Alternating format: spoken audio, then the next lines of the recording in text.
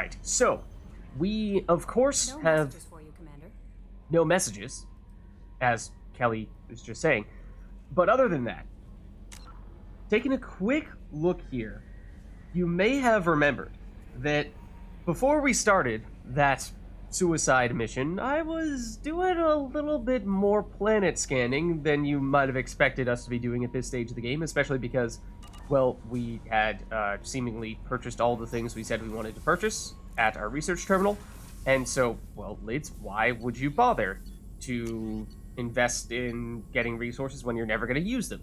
Well, the reason for that is because from what I understand, since we are now arguably at, if not at the very least near, the end of the game, if we're talking about what we are planning on doing in preparation for Mass Effect 3, just a little bit of context here. I don't think this qualifies as a spoiler, but so talking about what, from a credit standpoint, from a resources standpoint, and whatever else in terms of our goods, our items, what transfers over from Mass Effect 2 into Mass Effect 3. From what I understand, the answer is no credits, so our final credit total does not matter.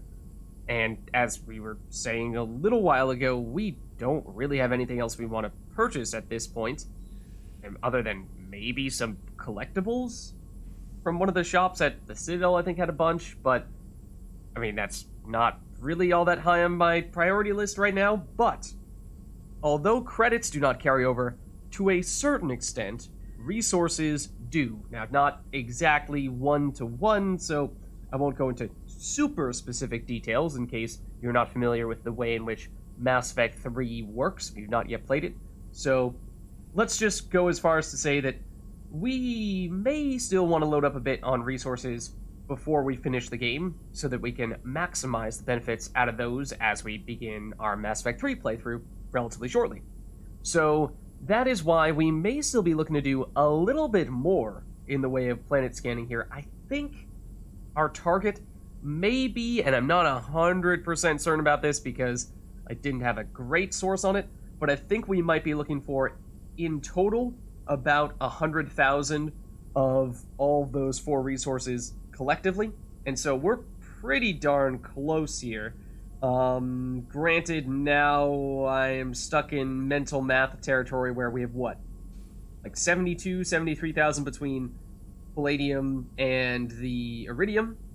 Then add another 16 onto that, and we're looking at, what, 89? And then the Platinum, gets us up to about 95,000. So we're really close. Like, scanning 1 or 2 good planets at this stage would probably be sufficient to reach that number. And again, I don't know definitively as to whether that is exactly the number we're looking for or not, but it seems like a decent cutoff for us to at least aim for. But other than that, we of course only have 1 mission remaining, or well, specifically assignment I should say, because we have completed the entirety of all the main quest missions. So that is, of course, the big thing that we just finished when we completed the suicide mission. So that's amazing. We can, although, still complete other incomplete assignments if we had not yet gotten around to doing any of these. Of course, remember that you may have been rushed into doing the suicide mission a little bit earlier than you had anticipated if you had done the Reaper IFF a little bit earlier than we did, and then your crew got captured shortly after that, and then if you wanted to save the crew, you kind of had to do the suicide mission soon thereafter. So you can, any point after having completed the suicide mission, go and transfer over your Mass Effect 2 save file into your Mass Effect 3 save file. So if we wanted to, we could say, enough is enough, we are complete with everything here in Mass Effect 2, or this is the extent to which we want to do things, and then just carry over the Shepard into Mass Effect 3. However, you can also continue to do any incomplete assignments, and whatever progress you make, assuming you save at the end, you can still transfer over that save file into Mass Effect 3, and any additional progress that you make post-suicide mission does still transfer over.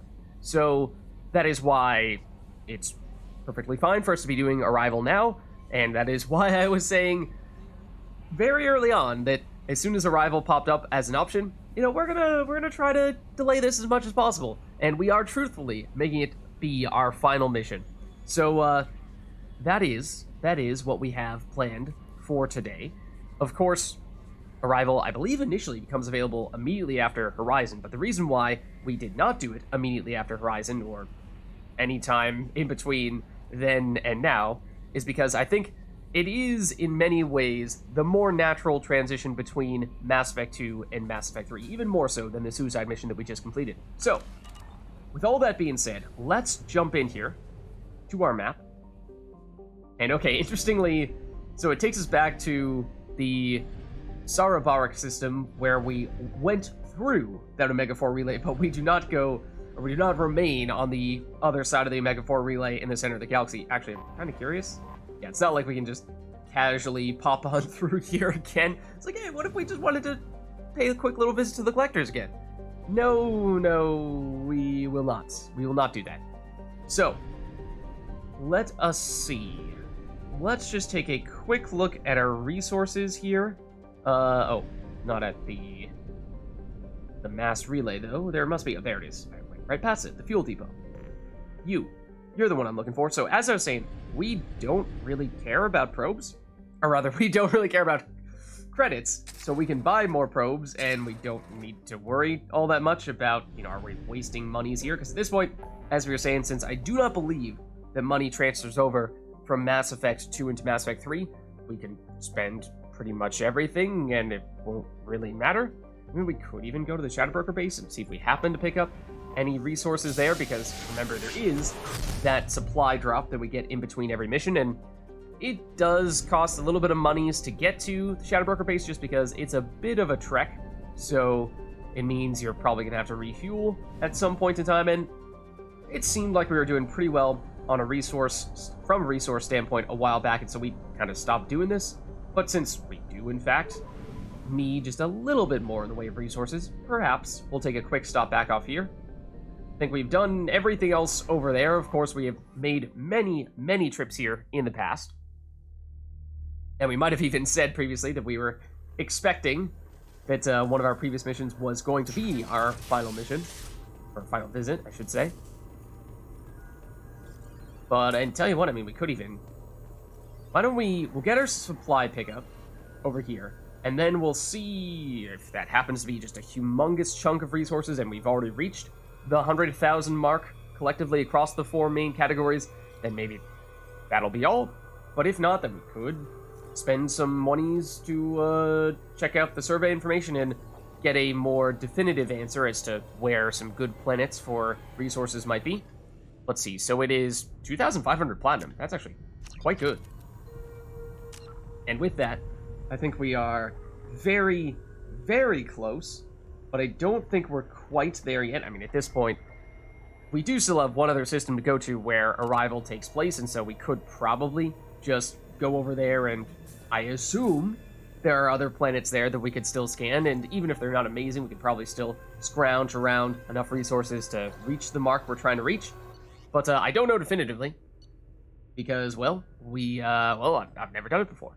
So, I mean, it's pretty darn cheap to get these. Actually, interestingly, costs a different amount to choose different resources. Like Iridium, it seems like, from all of our planet scanning we saw, is generally the easiest resource to come by. I don't know if that was just a coincidence, but there were brief moments where it seemed like that might have been the case, and we wondered, maybe we just spent more on platinum and palladium upgrades, and over time, once we start purchasing our iridium upgrades, things will level out again. But no, long term, it really seemed like iridium started to run away with it, so I think that is the most common, and maybe that's why it's the cheapest. Maybe palladium is around the same level. It does seem like platinum is perhaps a little bit rarer than those ones, and then Ezo is definitely the rarest. So that makes some sense, if that's why it's saying that, iridium and palladium are the cheapest to get the additional information about, and then platinum followed by Ezo being the most expensive. So, I mean, sure, we'll see what we learn about platinum. At first I thought that music was in response to our purchase there. That's very dramatic. Okay, if you insist. We could, of course. We really felt the need. I mean, we did this a while back, but I don't think we have reason to switch around our team at all here. So, I think we're good. And I think we'll just head back. I think that's all we need here. I mean, sure, we'll say a quick hello to Liara, if you insist. Shepard, I'm glad you came. No problem, Liara. We totally came here to say hello to you and not just to pick up those resources. It's not as if we were about to leave here and completely ignore that you were standing right next to us that entire time. Totally not. Totally not.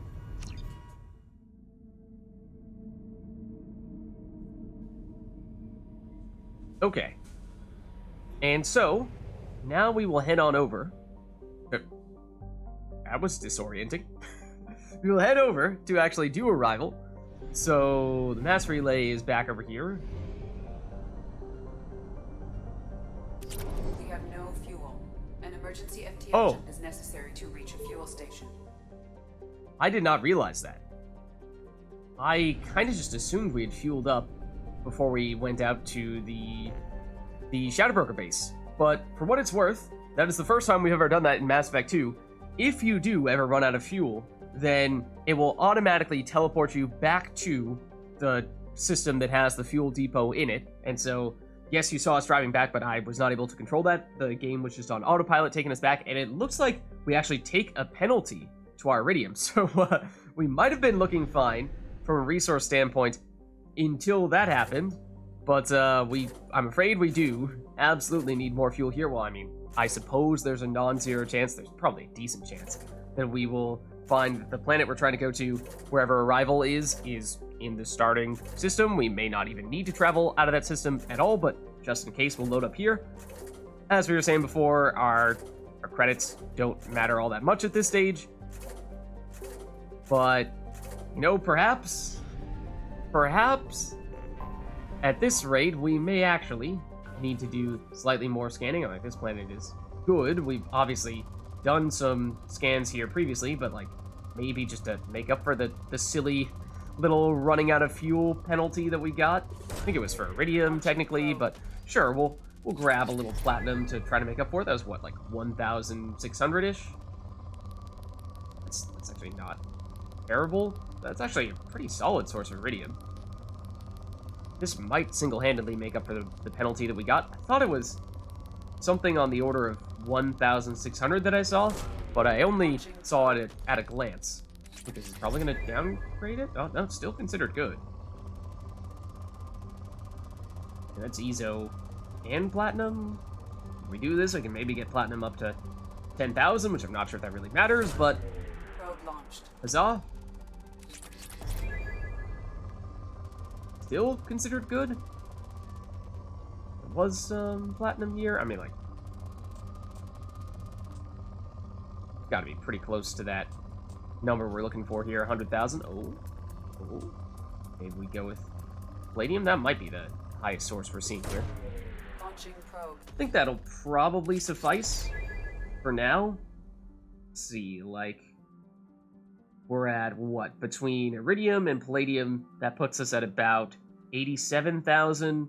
Then add on the 11,000 platinum, and we're at like 98,000. And throw on the E-zone. Yeah, we're definitely doing fine, at least if we are truthfully trying to get to 100,000 total resources across all those categories. I may have had mental math wrong there, but even if I was off by 10,000, I think we still have it. And we probably still have resources that we can scan at planets over here, because the Viper Nebula is 0%, and for the longest time, we accidentally assumed that there was a mission over here somewhere that was Arrival, even though the name didn't really line up. We were like, well, we know we have an Arrival mission, and yet we don't see it anywhere because it was hiding all the way down here, and didn't even realize that this place existed for a very, very long time. But here it is, very bottom of the galaxy. So let's go check it out.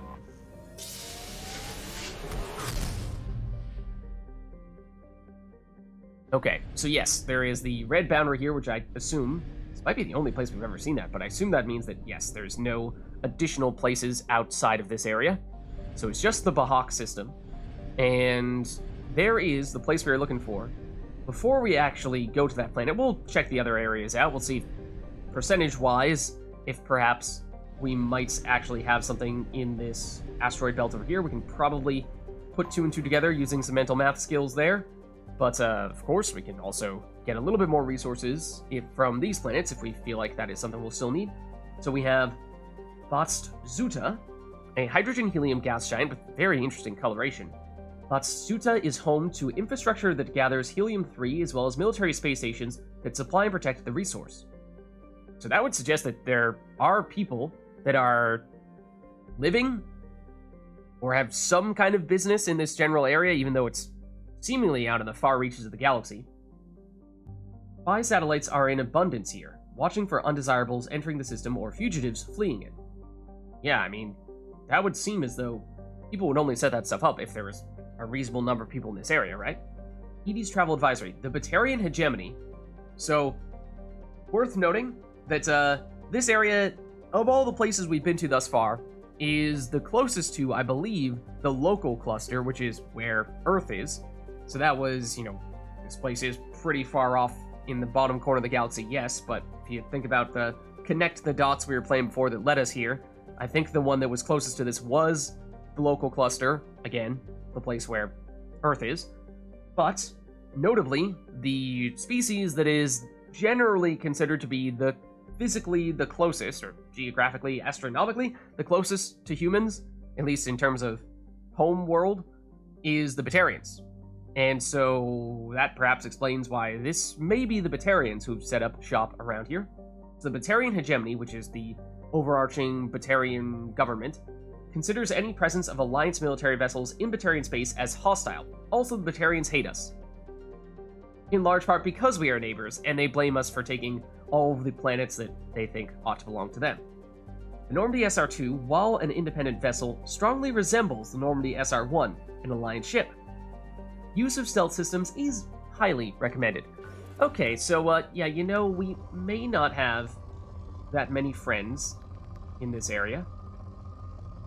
And I think we may get a little more context on that, or at least we can hypothesize a little bit more about that when we read more about this mission in the second arrival. We will definitely do that before we actually initiate or land on the planet itself, because I vaguely remember that the person we are trying to meet up with here is an undercover agent of some sort, and that would explain why they are here in what is, by some accounts, enemy territory. I mean, like, we could drop some probes here, but that's clearly not all that impressive, and as I was saying, we may no longer be desperately, not that we were ever desperately searching for resources, but if we're trying to min-max our resources here, we still may not need to be that aggressive.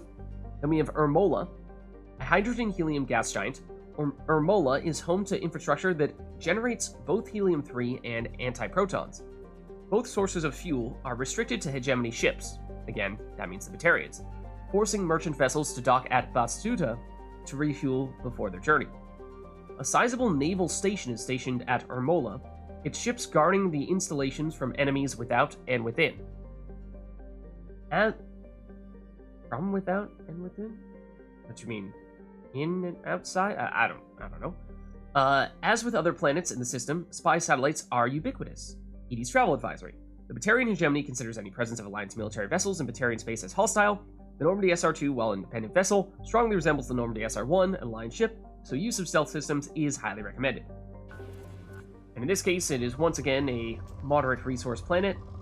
No anomalies here, which would suggest, unless we want to launch a probe at that, which is not all that impressive, then there probably isn't much for us to do here. Unless there's, like, something that really jumps out at us as the one thing on this planet that could be worth scanning. Like, I don't know. Even that's pretty lackluster. I mean, it's 2 resources. Sure, we'll do it. Just to play it safe and make sure we have the resources we're looking for. So then we have... I thought I saw a tiny little planet. Yeah, this guy. What is this? Unaka. A tiny rock planet. That's what I was saying. Unaka's atmosphere is a thin sheen of carbon dioxide and carbon monoxide. Unaka has abundant metals, but hegemony protectionism makes mining on our taught more profitable for Batarian corporations. A few aging spy satellites circle it, watching for unlicensed mining operations. Once again, Batarians don't like Alliance ships here. That would suggest this is probably, yes, a rich planet. But if we are looking to launch some additional probes in this area, then this would probably be the place to go. But presumably that means there's, yeah, something better than what we were seeing there. This is okay. Not amazing still, but I mean, 23 probes, and this is probably the last cluster we will ever be in. So why not just throw them out here? Technically speaking, actually, I think if you play a New Game Plus in Mass Effect 2, you may carry over the number of probes that you have at the end of your previous Mass Effect 2 game. So in the smallest of ways, it is technically a way that you can benefit in New Game Plus if you load up on probes at the end of your playthrough and then, well, get the smallest bit of credits saved when you start your new game. But I mean, I don't really think that's going to be a huge factor for us here. We are mostly just thinking about preparations for Mass Effect 3. But if you are thinking about doing a New Game Plus, then I suppose that is something you could consider doing. That's interesting. That I like. Launching probe. Still considered a rich planet for what it's worth.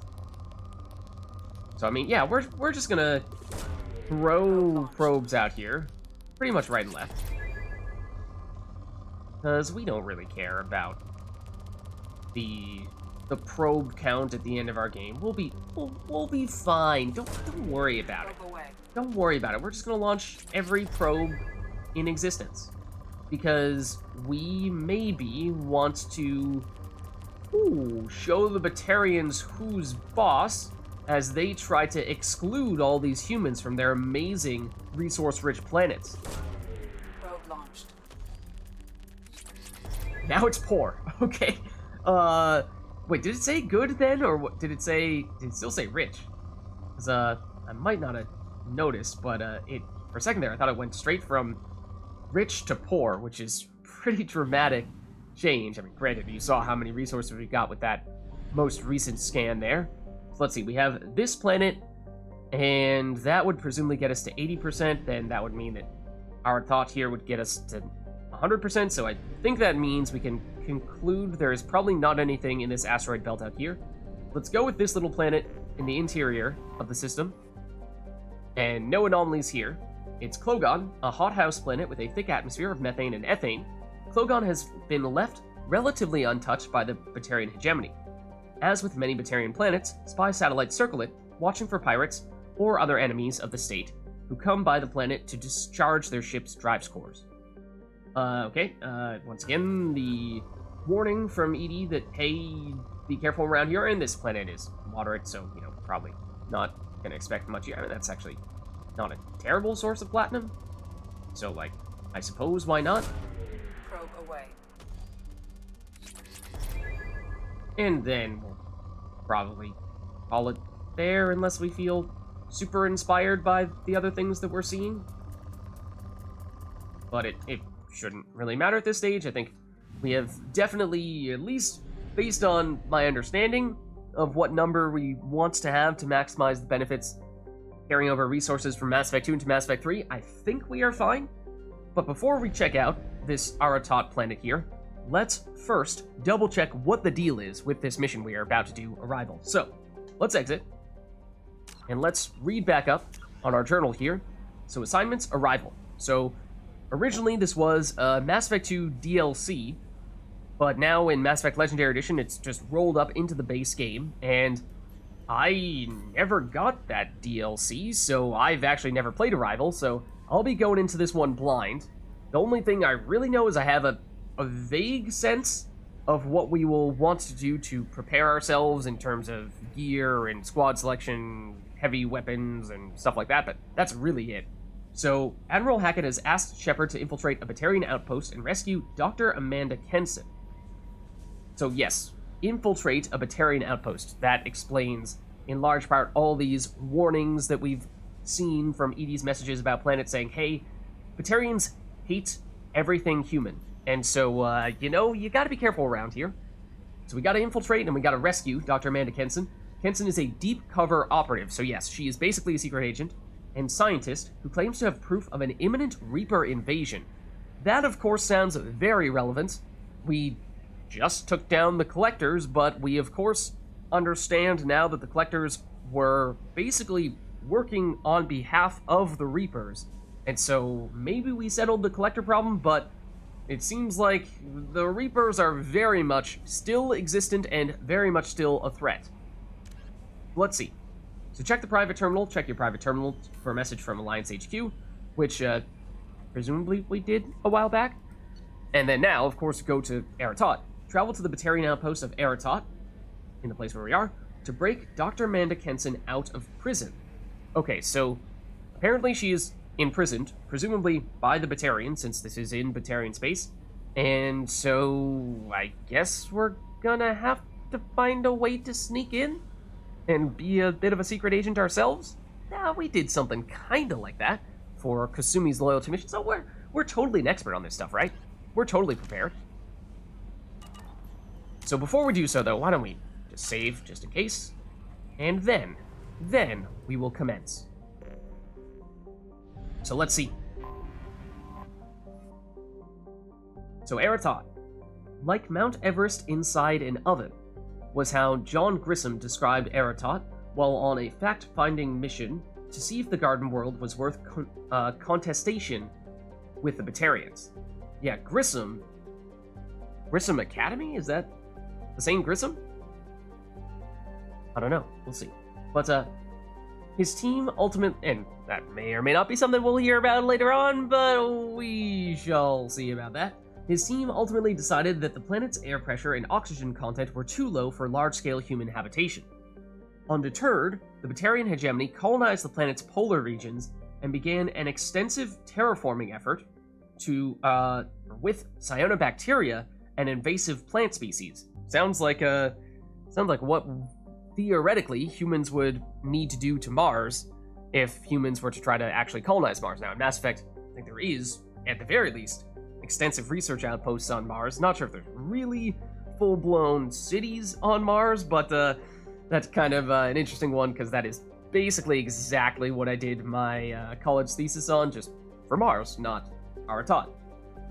Cyanobacteria and all.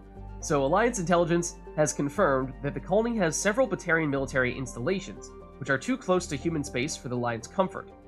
Okay, interesting. So, as we were saying, this place, although on the edge of the galaxy, is not that far from Earth and sort of the hub of the human-controlled area of the galaxy, because, well, humans are the closest neighbors to the Batarians.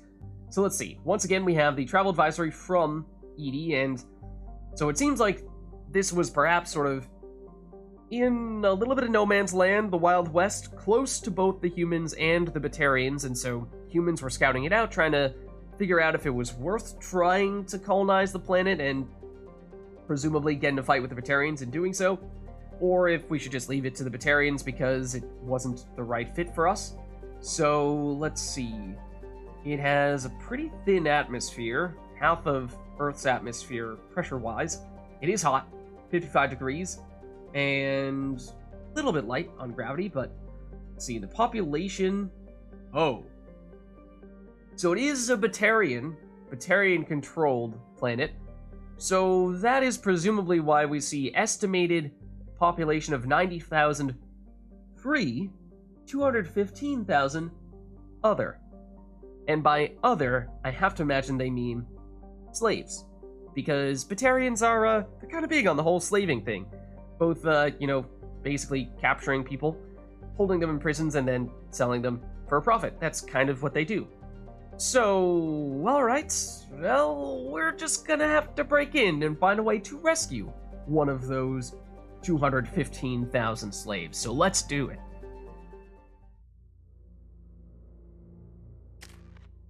Okay, so in terms of... Oh, this is interesting. Usually we get to the squad selection screen, not the power selection screen here.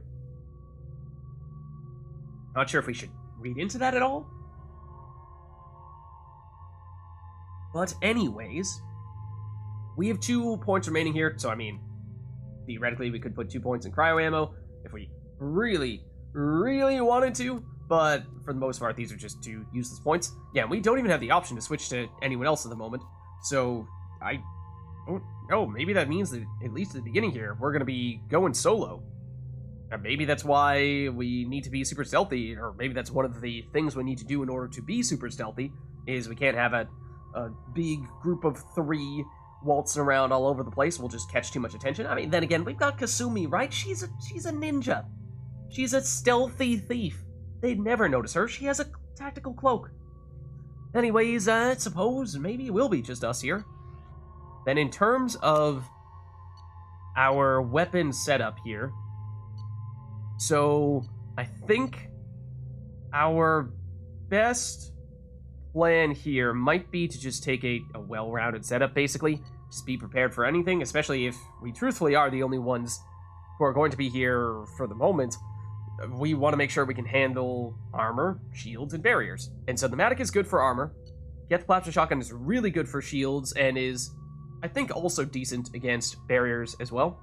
Locust, also good for barriers and shields. Carnifex, good for armor. And then, I mean, that means we have our bases relatively covered. So maybe we just go for something like the Avalanche, because that is usually what we do for just general crowd control in case we get totally outnumbered. Then we throw this down, and it's generally applicable or generally useful in just about any situation. Whereas some other weapons are a little more niche. Sometimes they're really good, other times they could be completely useless or capable of killing you, like the cane. So let's keep it simple here. We'll go with the Avalanche, and I think that may be it for us here. I think that looks good.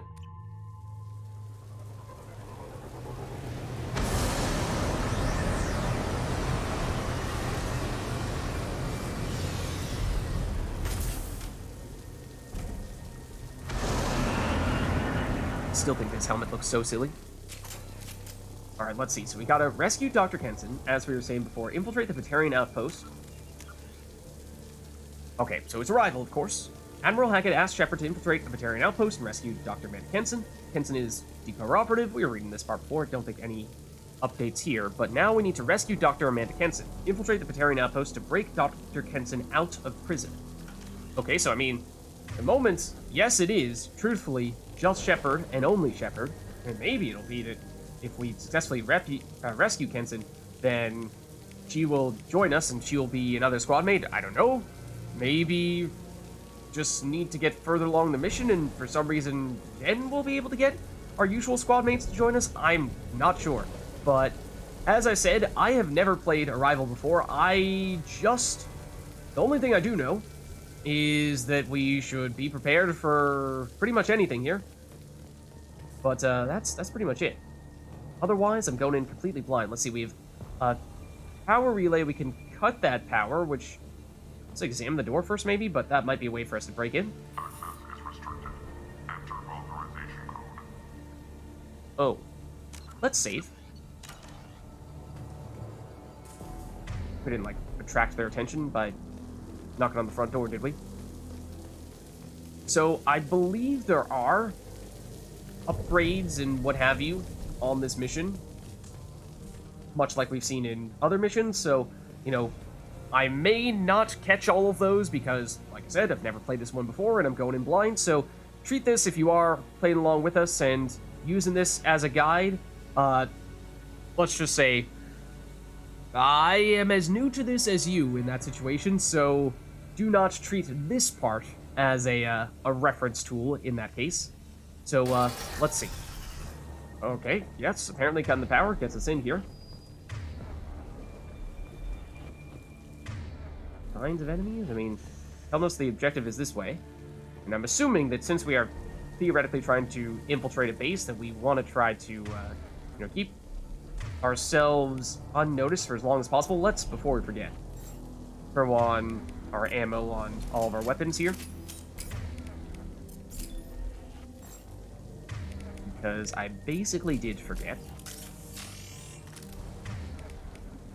So, I mean, we can strategize a little bit about having just Shepard, assuming we get into combat with just Shepard, which at this rate I assume will be the case because there's no indication that we will be getting a teammate anytime soon.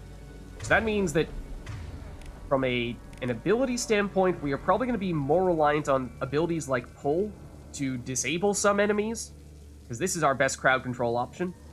Otherwise, I mean, certainly Reeve for damage, Charge if we find ourselves in an emergency situation and we absolutely must get shield back. We are notably not on maximum metagel, which is a little bit concerning. I don't know how difficult this is going to be. We're going to see.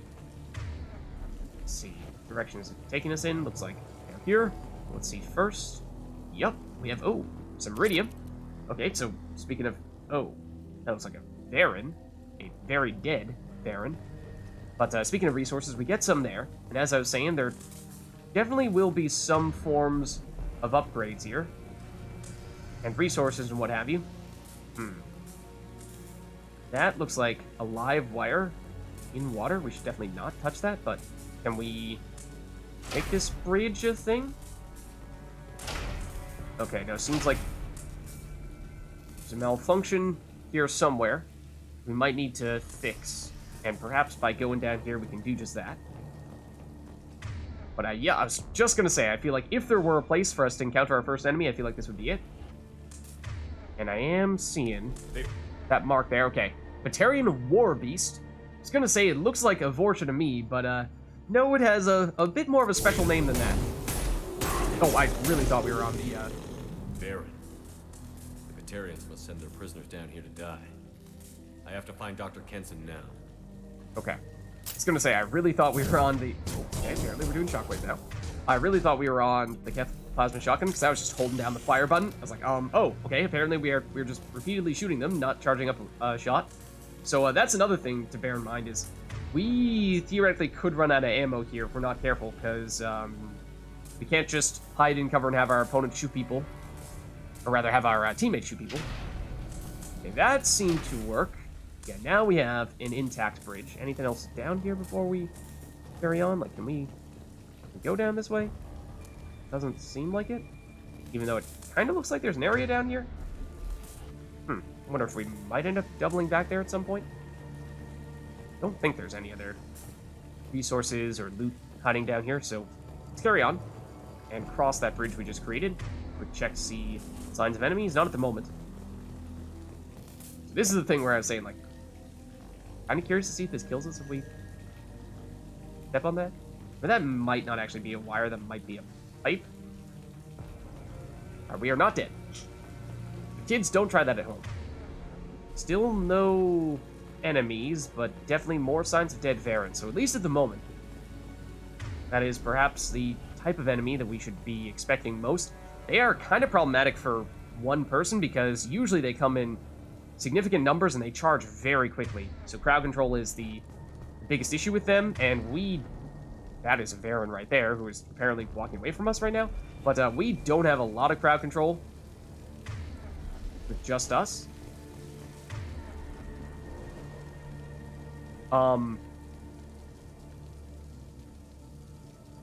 What? So at first, I was looking at our mini-map in the bottom right corner, noticing how we didn't have a red dot, and I was thinking to myself, that seems a little strange. I could have sworn I just saw a Varen over there. Then I assumed, okay, you know, maybe for whatever reason, since we're not on the same floor, it's not going to show up right now. Then we round the corner, and I thought, okay, now it is clearly in plain sight. Surely, if it was an enemy, the game would show it to us. But, see, the thing is that it says talk to the War Beast. Tell you what. Let's double back here real quick. Let's save.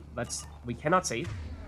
Now it's showing up as an enemy. I was going to say, I feel like it's going to be coming for us any second now. Any second now. Watch to have a secret pathway that leads behind us. It just sneaks up behind us and immediately kills us. This place is run down, even for a prison.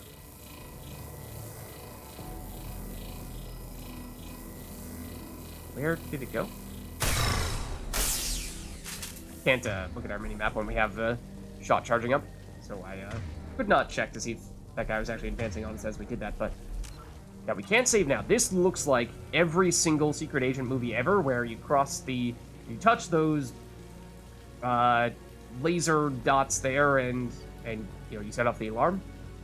So at first I thought that would be one way to do it, and then the other way would be if the war beast were to spot us, and that would do so as well. But the war beast definitely has seen us. There it is. Found it.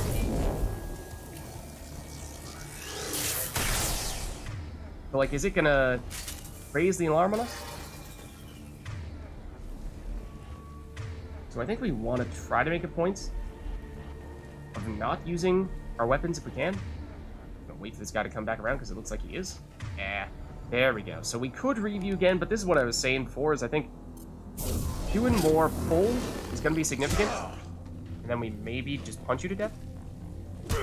Like that, while you are floating above our head. To try to save ammo, because I don't think Varen ever drop ammo. So if we're just running around shooting everything here, then we could run out relatively quickly. Okay, so now we can save. I think we were just technically in combat before. So, yeah, I don't know to what extent we might be able to actually raise an alarm on us and cause everything to go wrong. Get your hands off me! Oh! Sounds like we're getting close. And it sounds like looks like we're going to want to get through here. But presumably we cannot go through those lasers. So I imagine we have to go here first. I feel like we might not want to be running around with the Geth Blaster Shotgun just because it is pretty low on ammo. Carnifex might actually be the best option. I know I kind of wasted some ammo on it earlier, but that was in large part because I didn't realize that we were on it. Okay, so this really looks like we are supposed to shoot it. Speaking of trying to save ammo, can we take that? That does work. Apparently that does work. Oh. Oh. So it's a bit of a puzzle, if you will. Trying to make it through here without getting burned alive. I see now.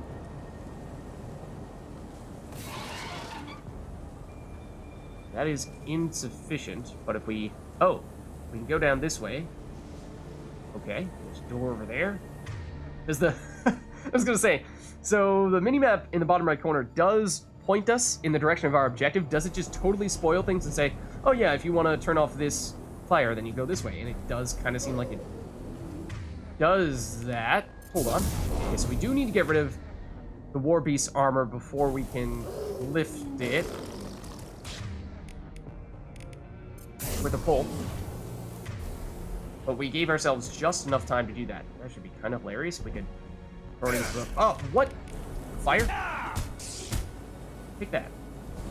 I thought we got you with the pull, but maybe not. Okay. We're saving ammo, though. This valve, out of curiosity.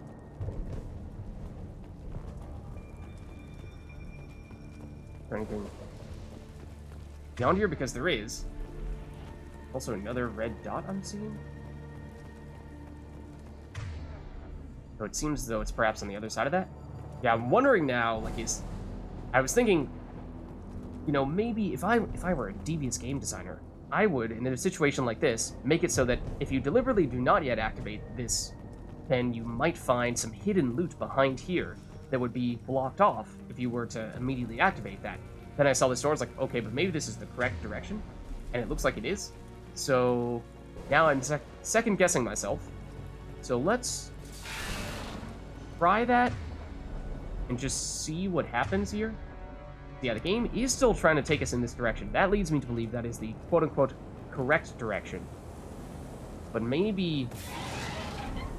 Then what's the significance of this door?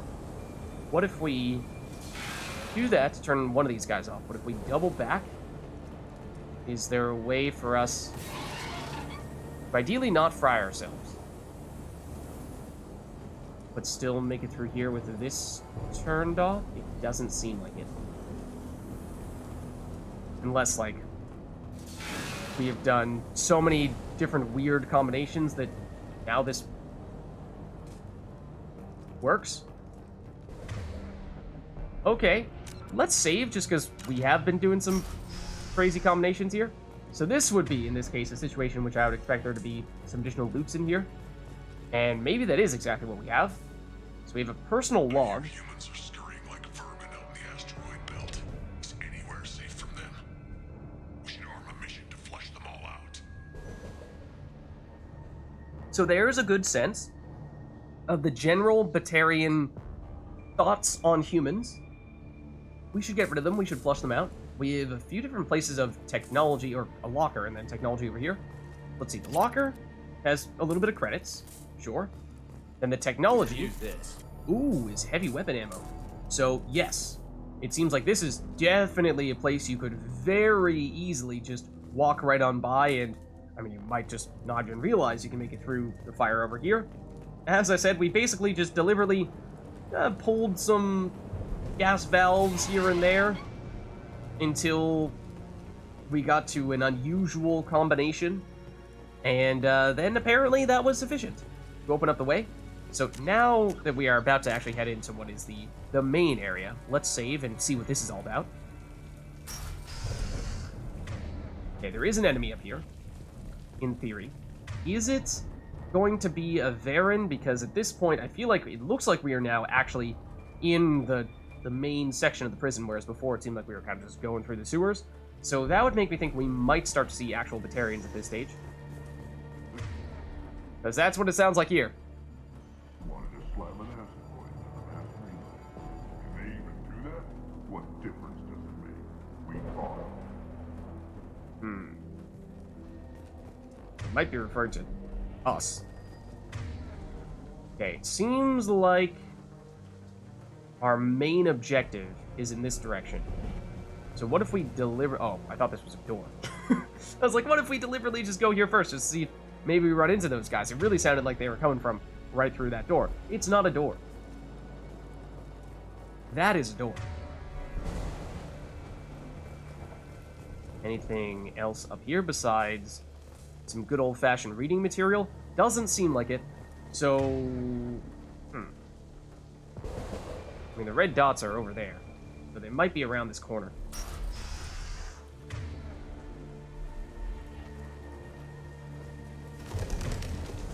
Ooh. Well, that's somebody. There's definitely other somebodies over there. Is there anything back here? This is just a wall. This might be some cover that we could opt to take.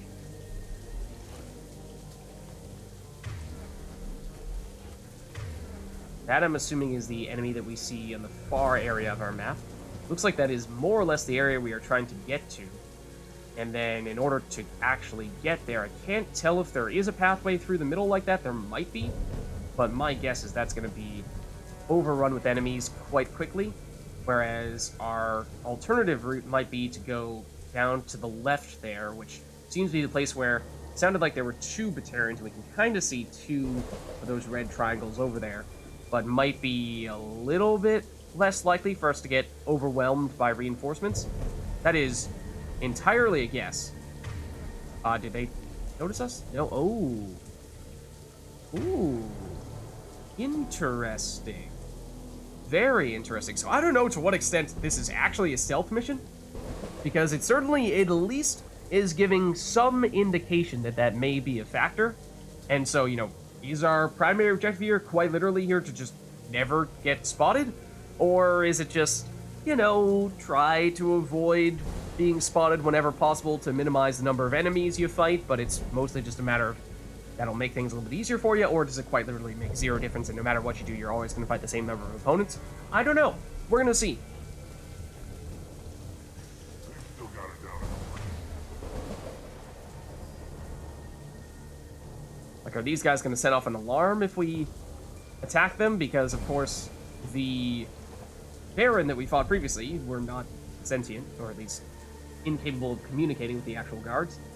Can we tell to the right there if there's actually a way through? Feel like... thought I saw a stairway over there, and at the moment that is open. But there is also a doorway over here that we probably want to check out, so I think we'll go here. Interrogating a human's a waste of time. Okay. So we have shielded enemies. We do not have any powers that are good against shields. We just have our Geth Plasma Shotgun. That is our shield specialist in that sense. So, I mean, I don't know if we're going to have the chance to actually charge up a shot or if they're going to notice us as soon as we do it, but there's nothing. I mean, like, is that facing us? I think they both have their backs to us. I doubt we can just waltz right on through that door without them noticing. Surely not, right? Do I think we just shoot them? And we'll see if we fail miserably by doing so? Hey, man.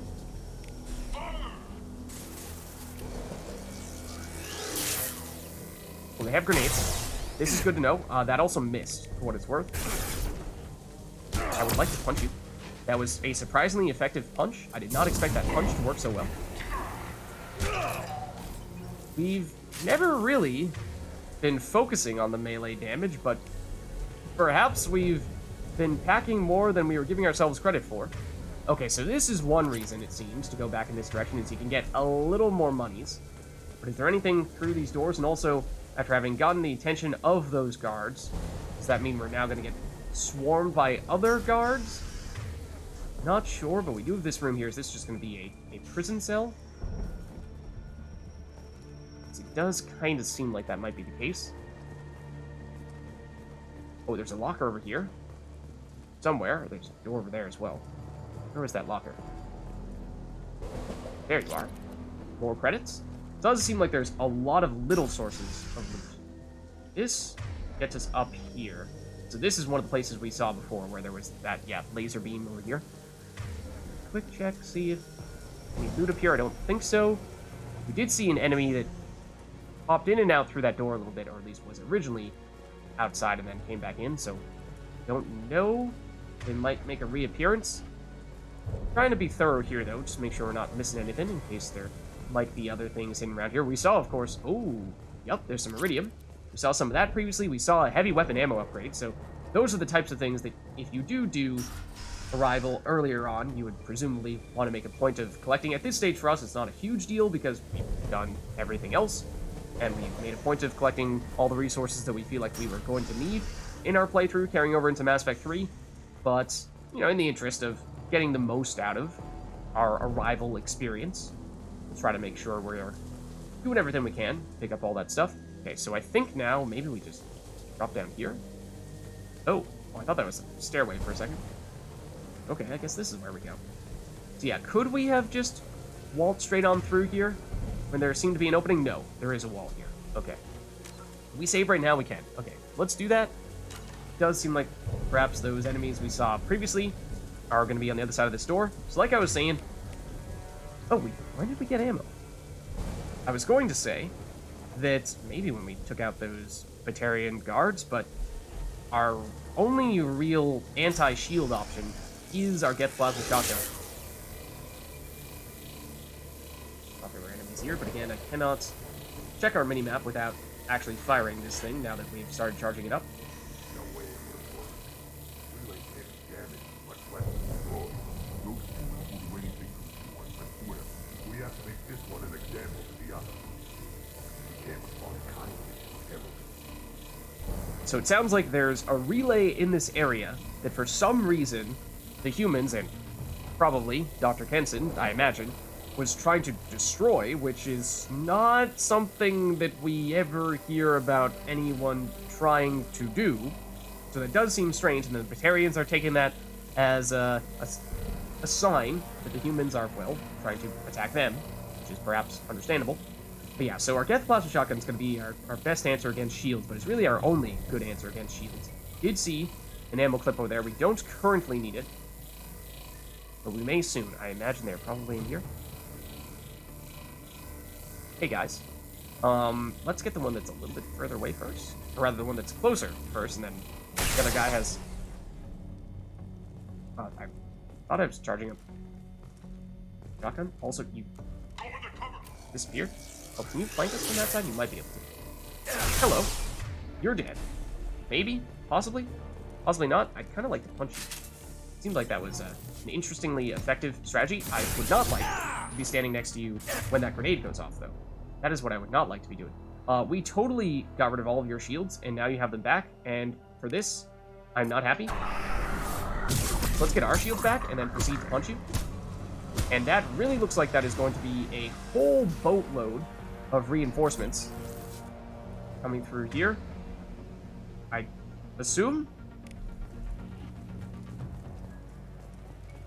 Perhaps? What's the deal with this shuttle? No sign of anything there. I mean, we're also fine on ammo, somewhat surprisingly. Is there anything in this room? There was. Okay. A few things, actually. Locker for credits. See something else lined up over there? Or was it just the corner of that personal log? Maybe? Yeah, okay. Let's check this out. I worked 47 days straight without time off, and now there's humans in the prison below. I can't get a break. There's 300,000 people in this colony. You'd think someone could cover for me one night. So great to hear that they have amazing working conditions. Those Batarians really looking after their workers. Okay, and again, given how we don't really know what to expect at any point in time, let's make sure we're saving frequently. No enemies here, but this door appears locked. Brain control we can activate. Oh? Where's this guard? Thought of that asteroid belt. The humans got it. If they did, they'd have swarmed in and put flags all over it. An artifact. Access is restricted. Enter authorization code. Simper Sec 345. Okay, let's see. Looks like we're gonna have to do something with this crane. What exactly? There's a vehicle lift that perhaps we need to use the crane to hit the vehicle lift, and then maybe the vehicle will get catapulted into the wall, and then we can break on through. I'm not sure, but let's at least activate this thing. Oh. For a second, I thought that crane was just going to go straight through. Like, oh, okay. Apparently the crane is just going to break through the wall for us. Okay, so this one goes front back. I assume these are all going to be sort of different axes, or is it just different distance? Or is this front, that's backward, and that's left to right, maybe? Okay, I think I get what we're looking to do here then. So we get this to move you back there, then we want to get you to the left. Oh, no, this goes down? What? Okay. Is there one that goes left, right? We go down here? Oh, well, it looks like we can. So, hopefully we can still climb back up that, because presumably we are going to need to. But, see, the thing is, there's also this.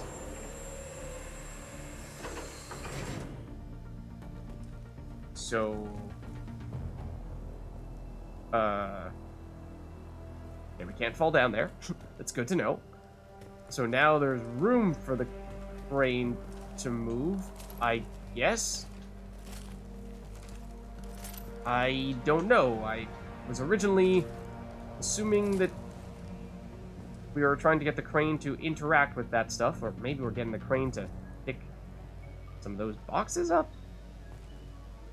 I know this is the only thing we can do at the moment, I suppose, when it's down like that. We cannot move it. Does it only go in one direction, backward and forward? I guess it does. But then, okay, try this. Then it goes left to right. Okay. So are you lined up to pick this guy at the moment? Pick this up? Yes. Okay, so what the thing is, like, what are we trying to do with this? We're trying to put it where the truck was? We're trying to make something we can climb up here? Just not totally clear on what our ultimate objective is. Sure, we can move this thing.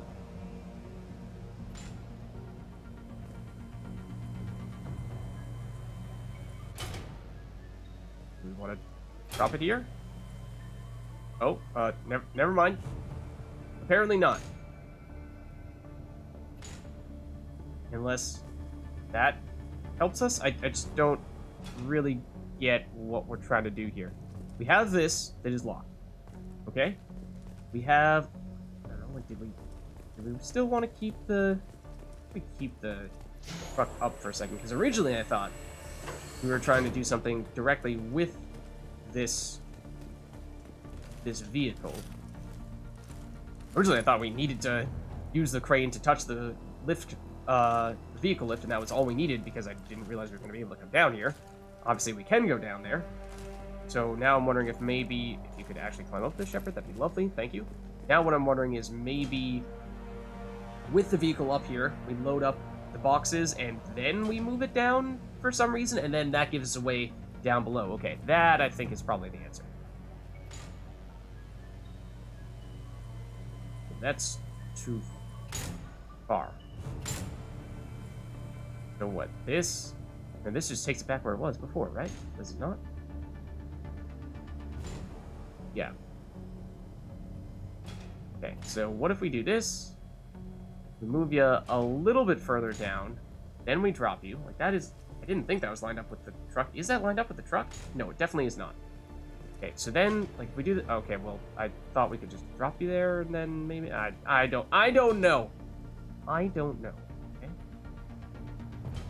So, like, we have you, so presumably... we wanted to do something... I don't get it. I just don't get it. I want to get it, but I don't get it. Because I'm missing... I'm missing the point. I'm randomly clicking the buttons at this point to see what works, because I don't really get what the ultimate objective is. And if I knew where I was trying to get this thing, that would help. But I don't, so it doesn't. Because, like, sure, we can drop you there. But then if we do that, then our only option is to pick you back up. So that is clearly not the end point. But the thing is, if we bring you over here, then we can't really do anything with you, because our only option is to pick you back up. So, like, sure, we can... Oh, that's not even what I meant to do. I'm gonna just see if we bring you back right next to us. Does that somehow affect things we can or cannot do if we try walking down here? No, wrong way. Also, now I'm just pressing, not even pressing the buttons that I intend to press, or not pressing the buttons that I am, that send the object in the direction I'm trying to send it. But yeah, here, then, so this is the thing. Now all we can do is send it back. So, like, this is not the end destination, because this doesn't help us at all. Picking it up and putting it right there is not the end destination, because that doesn't change anything either. Like, we can put it here. This one sends it back here. This just gets it stuck, like I said. This sends it back where we first found it. And then... this can drop it, and it has changed position ever so slightly. But then, if we do that, then it's stuck... The crane is stuck here. Like, I don't know, is there... Do we need to... Oh. Okay, well, we get iridium. This looks interesting. And we get metagel capacity. So, for what it's worth, yes, that was significant. But... it's not really what I was looking for. I was assuming we were trying to find a way to get through this thing. I assume the door has not magically opened. Because I thought we were looking to find a way. Basically, oh, okay, apparently we'll fall down there. I thought we were looking for a way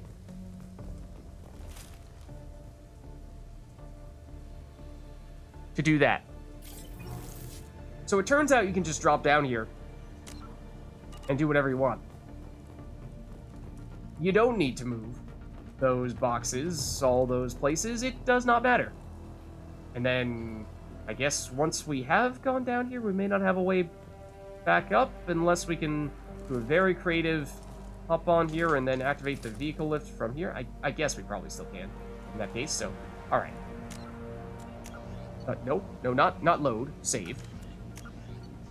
So yeah, we just made that exponentially more complicated than it had to be, trying to do something that quite literally seemed to be impossible.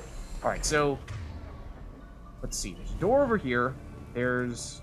oh, I thought that was a staircase. Okay, I was going to say we have to choose between the staircase and the door. There is not a staircase. So we are going through the door.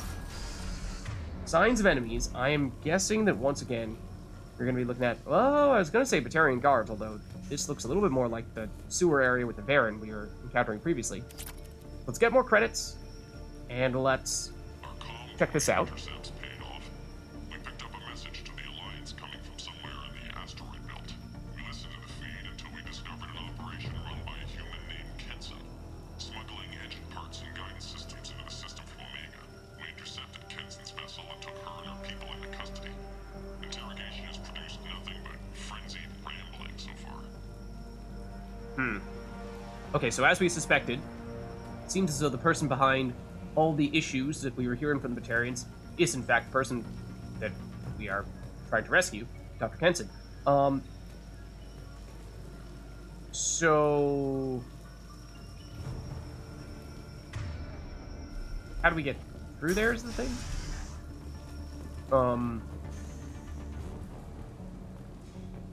What? I assume we can't walk through the lasers.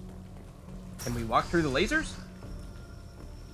Does walking through the lasers set off an alarm? Does walking through the lasers just instantly kill us? Is there something here that enables us to walk through the laser or disable the lasers? Oh. That.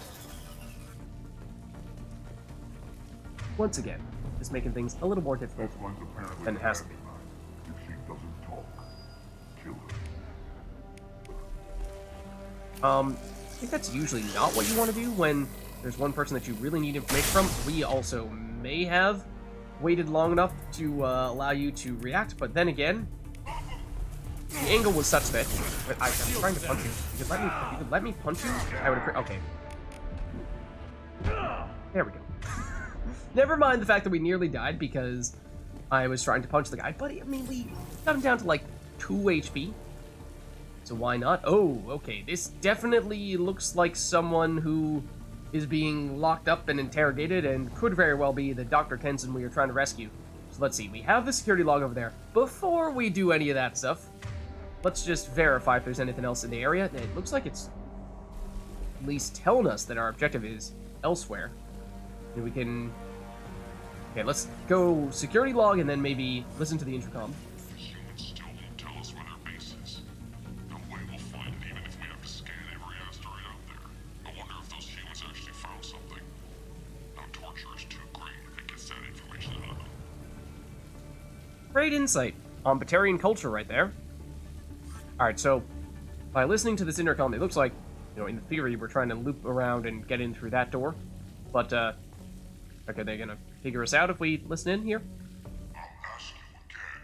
Where is your base? You're wasting time. The Reapers are coming. The Reapers are coming here. To this relay. Every moment you keep me here brings them closer. So why should let you go destroy the relay then?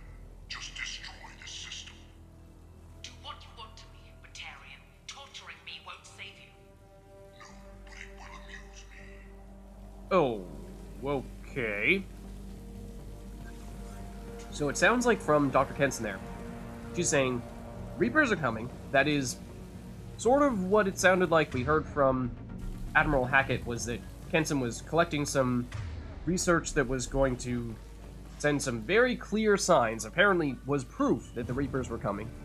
So we don't really know what her reasoning is yet, but it seems as though she's suggesting that the Reapers are going to use this relay to get here, and maybe that's why we're hearing about humans trying to destroy a relay. Maybe Kenson is thinking we destroy the relay, and in doing so, either slow or prevent the Reapers from coming through here at all.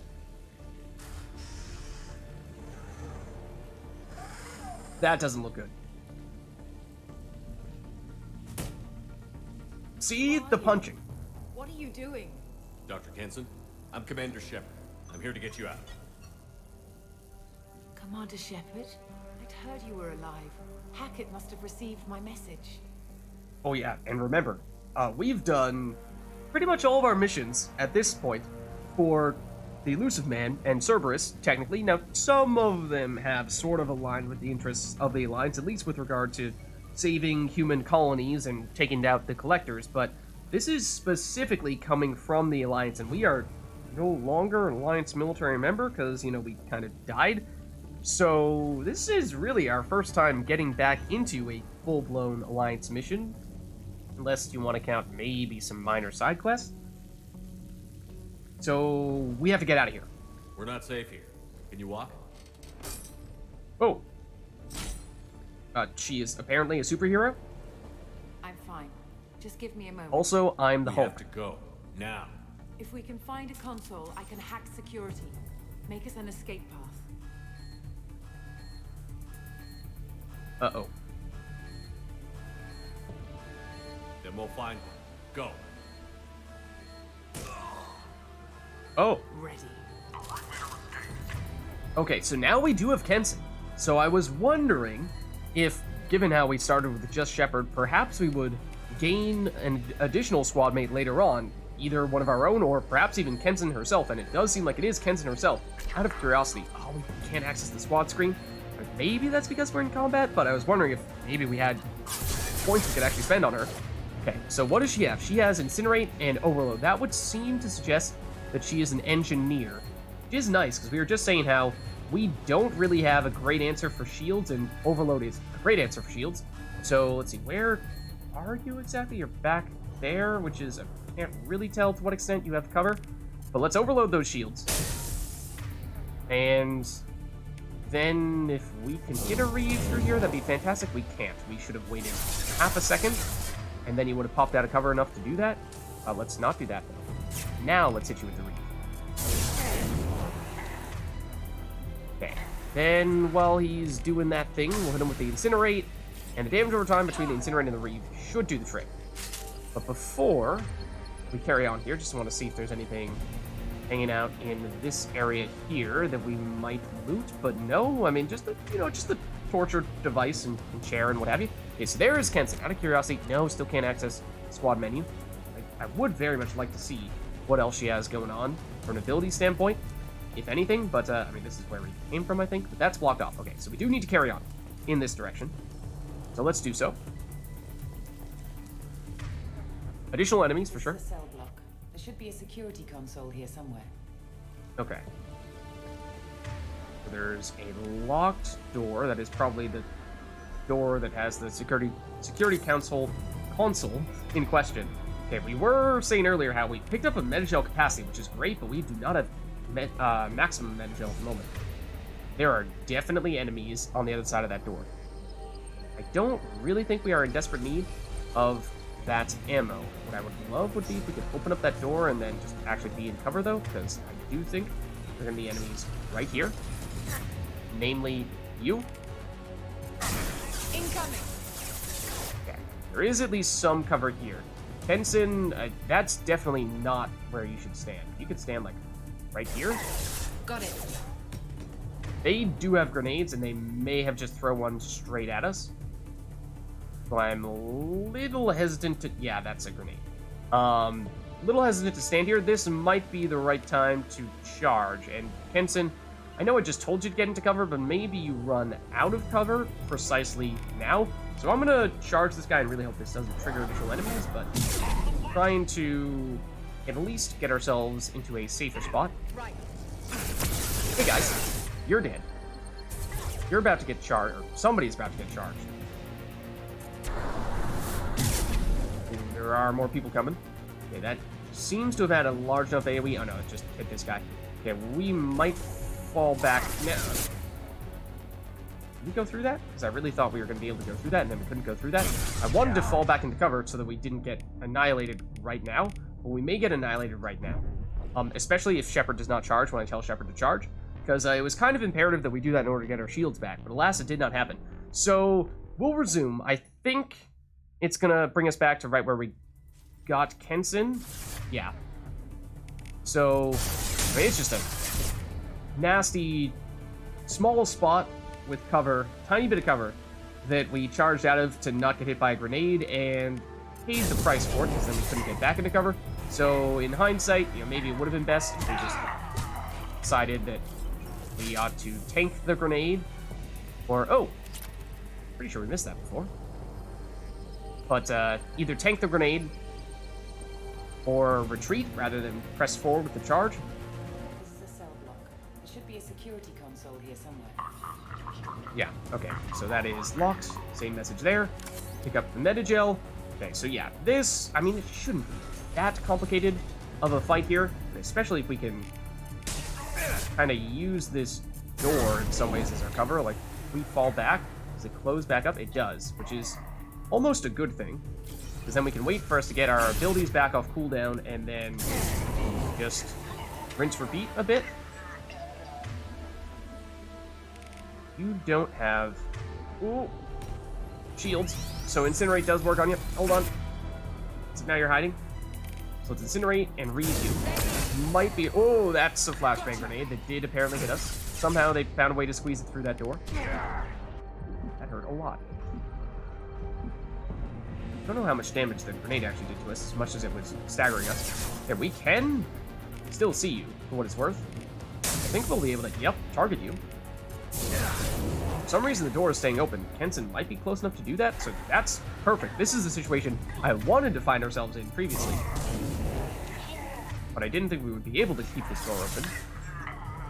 Okay, I think the Reeve damage over time got him, so we know that additional enemies will start coming through. But now at least we have a much safer spot here, where we're not immediately overrun by enemies. Even as we expect more to start coming through here. Or not. Just the door? Button for the door? Yeah. So these guys started to come in, and that began to cause some issues. Alright, so Kenson, you should also be in cover, but given how they do have grenades, it means we might not want to have the two of us right next to each other. Like, that was a grenade that... We have this covered here. I just might still this grenade. Fortunately, it did not. That's a... Oh, an elite prison guard. Okay, so that's not a normal prison guard. Try to get rid of the little guys first, maybe, though.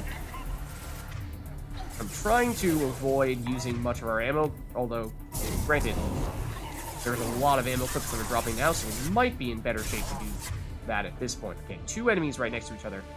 I think she does have some AoE on her overload. The base overload does still have at least a little bit. We could... Oh, you still have shields, so we can't pull you out. We could pull you out, though, of cover. So you are, at least for the moment, defenseless. And then we could read you. And that pull might just take you outside the bounds of this map and kill you that way. So that works, too. But now we have the big guy. Oh, we ducked into cover right as we did that. Okay. Just hit him a little bit to keep those shields down. Yeah, her cooldown time is atrocious. Which leads me to believe that, well, I forget if our cooldown times ever actually do improve for overload specifically. Like, does that just mean that she has low-level overload, or is she just inherently significantly weaker than every other squad mate that we've had?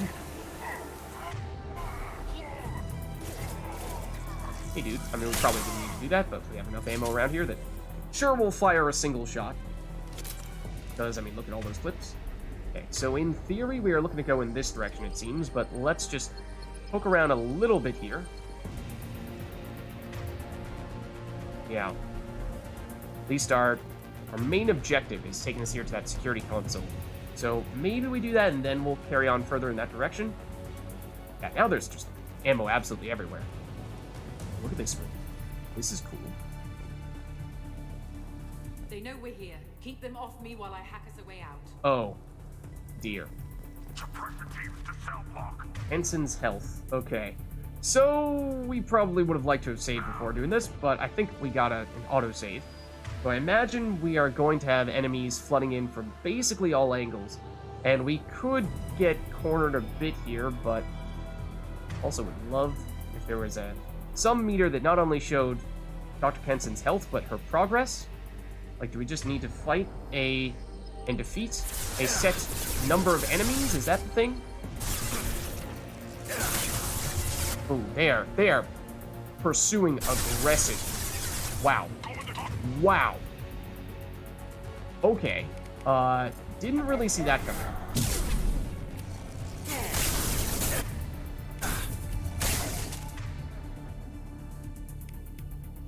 Might need to charge you as well, just to get shield back.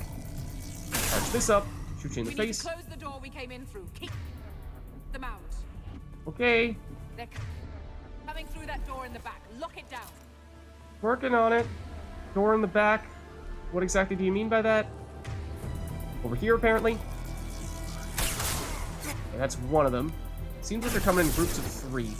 That was the world's worst shot. Ooh, you are... Is that the one we hit? Or is that the one that we didn't hit that is the only one still standing? Either way, gonna have to charge this guy, I think. Dr. Kenson got hit? Can they shoot through this? I thought this was like a glass barrier of some variety that was at least going to protect her a bit. Through that door in the back. Lock it down. Yeah, it looks like she's taking a tiny bit of damage. Once again, you say door in the back. Apparently you need this. That was also poorly aimed. Okay, now we need to charge immediately. This is not really the enemy I would like to be charging.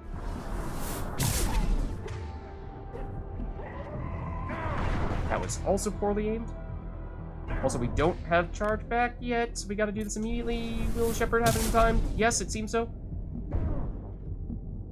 That was close. Get that door closed. Like, do we actually need to close a specific door? Am I trying to go to a place, or am I just trying to kill enemies? I was initially under the impression that I was just trying to kill enemies.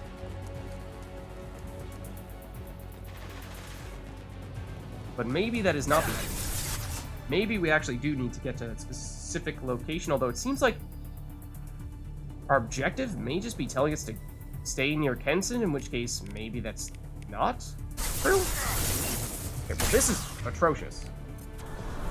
At least this will hit everyone.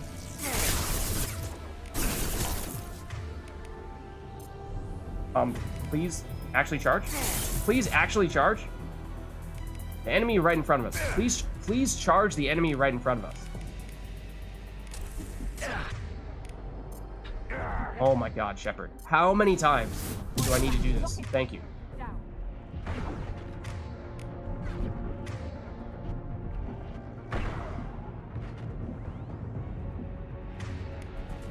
So see, oh, they threw a grenade.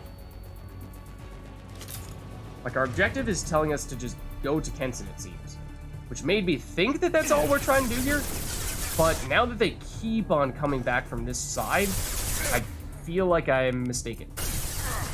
And it is only a matter of time before Shepard just gets stunned enough that he does not want to actually do a charge when I'm telling him to do a charge, and then we will die.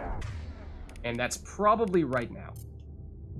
Like, it does seem like whenever we're charging from point blank, yeah. I mean, that also, we just didn't have enough time to do it. So yeah, I am not entirely sure. I think we might want to just at least give it a shot. So I thought, again, that it was just defeat set number of enemies. And then that would be sufficient. But especially since it seems that everyone is coming from this side, perhaps you actually do need to get over here and, like, close the door to stop them or something? It seemed like Kenson was starting to say something like that. Shepard. See, this kills me in more ways than one. In more ways than one. Pressing the charge button and Shepard not charging, like, it might technically be that we're getting staggered when we're getting shot at, but sometimes it works, other times it doesn't. And it is, since we are using charge to get our shields back and avoid death, it is the difference between life and death. So when Shepard actually charges when I tell him to charge, we live. When Shepard does not charge when I tell him to charge, we die. So I'm going to deliberately try pushing a little bit more here.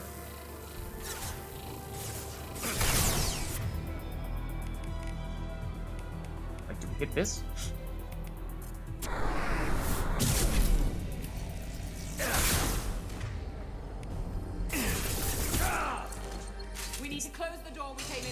That's it. Okay, yes. We do need to close the door to actually shut them off. So yes, I thought I heard her say that. but just didn't catch enough of it. So now they're coming from below, which is down there, but how do we get down there? Whoa! They have like an elevator over here or something? That's definitely, yeah, the elite prison guard.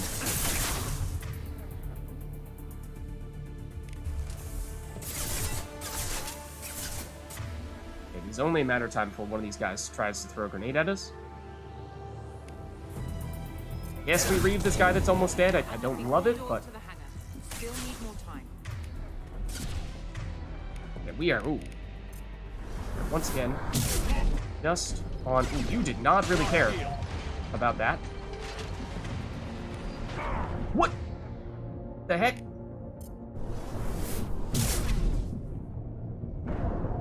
I did not see you guys coming. There's still someone else shooting. You are still shooting us. You are still shooting us. God, are you serious? It's the point blank charges. Point blank anything. I hesitated a bit because I tried to do the charge, then I thought to myself, you know, maybe it's better to just try to punch them instead, when I should have just committed to the punch. Okay, we, at the very least, are getting a better understanding of what we're trying to do. That much is definitely true. I actually wonder if we could... Can we activate this before we take down the first group of enemies? No, we can't. Okay.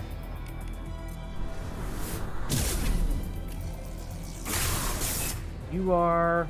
Well, you're not dead. You are very not dead, in fact. It's like, this is the problem. We've found ourselves in so many times. Okay, maybe we stop going all-out Vanguard here with our super aggressive charge straight at everyone approach.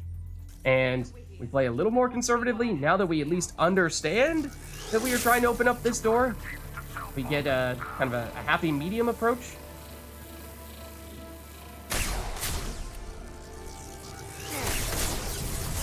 Yeah, that's one of them.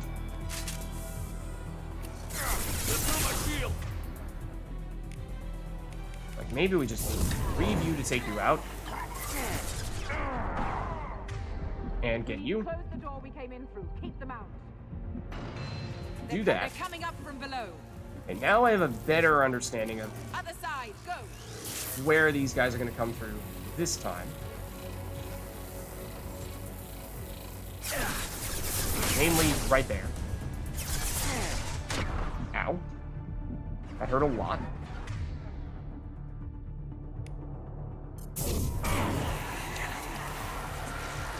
I'm knocking all doors to the hangar. Still need more time. Wow, that was quick, though. Okay, we had another group that came up basically right where we're standing. Last time? Oh, where? Exactly, though? That was poorly aimed. Also, Shepard, take cover.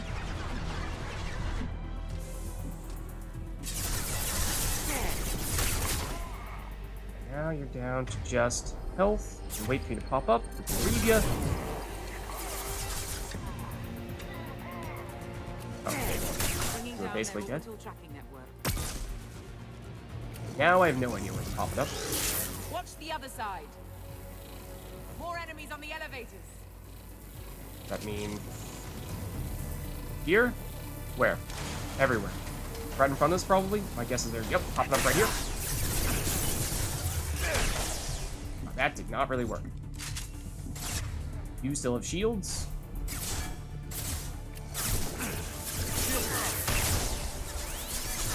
That is a grenade over there that I'm trying not to get hit by. Waiting for at least a little bit of health to come back, then get rid of this guy.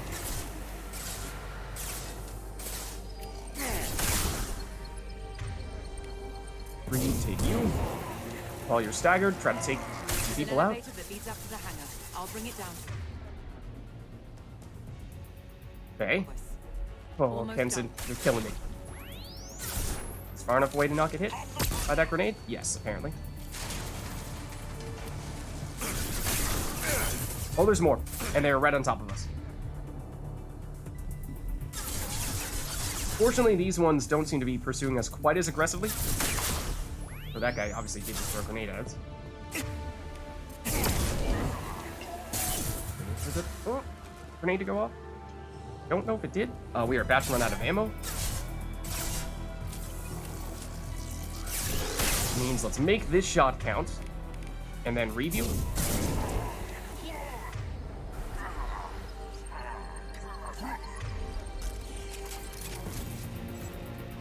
Okay, now we have to switch to the Matic. Was that the last of them?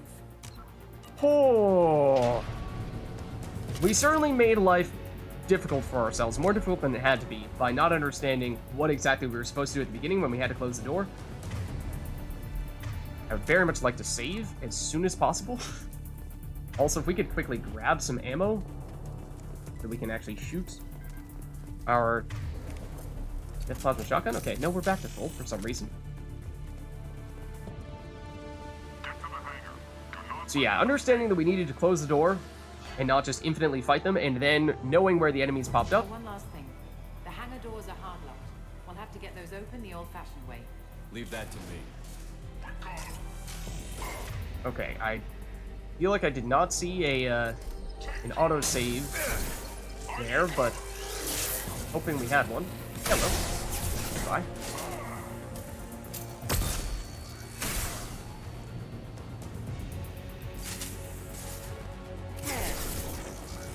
Hey guys, please don't throw grenades at us.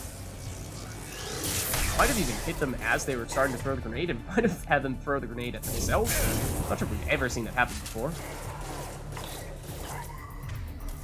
Thank you, Kenson, for helping us out this time.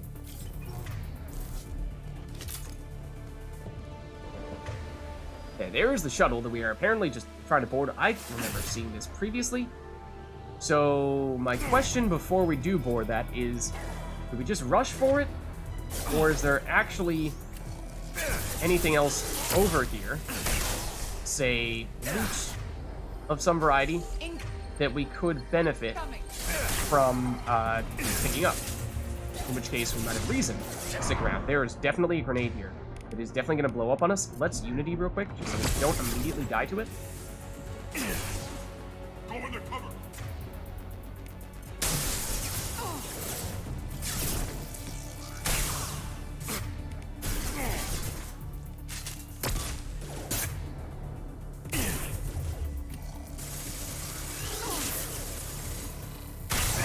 That should get rid of you. Hold on.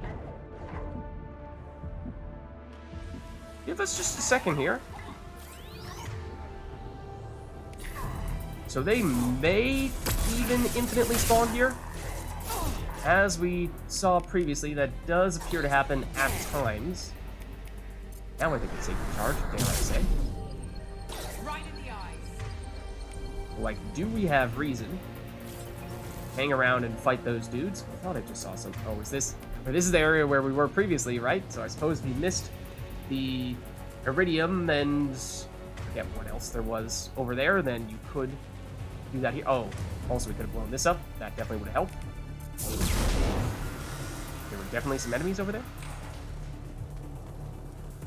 But, okay, it doesn't seem like there's anything else, so unless, hold on, before I say that definitively. No, you didn't hide anything back here. Alright, I'm just being careful. Just being thorough. Back in that corner, no. Another explosive area here, so yeah, I mean, definitely a few ways you can make things easier on you. You blow those up. That's where we came through. Nothing back there, so yeah, okay. It does seem like for all those reasons that unless there's something hiding back here, that you can just rush board the shuttle and save yourself the fight. Not seeing any reason to stick around other than if you missed that stuff previously in the corner by the crates we were moving. So let's head in.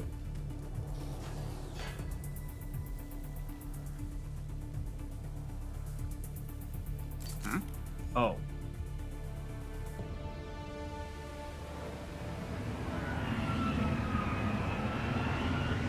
Don't mind us. Oh, I see. I see what the plan was.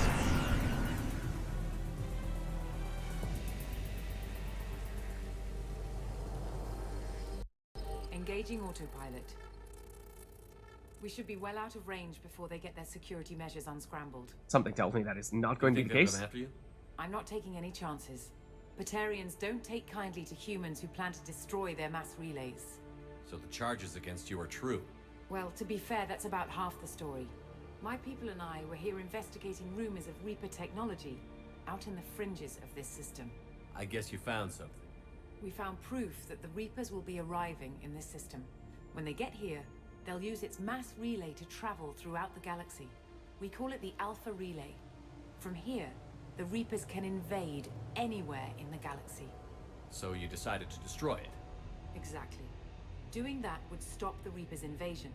Even at FTL speeds, it'd be months or years before they got to the next relay. We came up with what we just called the Project. A plan to launch a nearby asteroid into the relay and destroy it before the Reapers could arrive. Of course, the resulting explosion would probably wipe out the system. Okay, so yes, that does answer a lot of our questions and confirm many of our suspicions. But let's see, what else can we learn?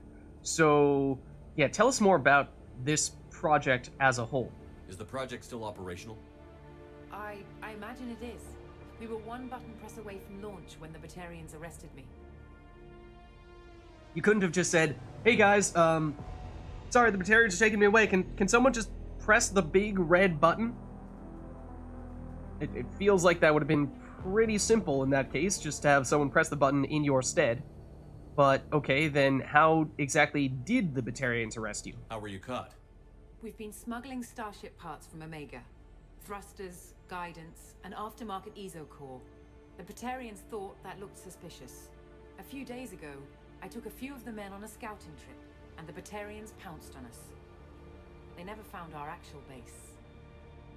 Okay. Oh, and that's why we heard all the Batarians asking, where is your base? Where is your base? Alright.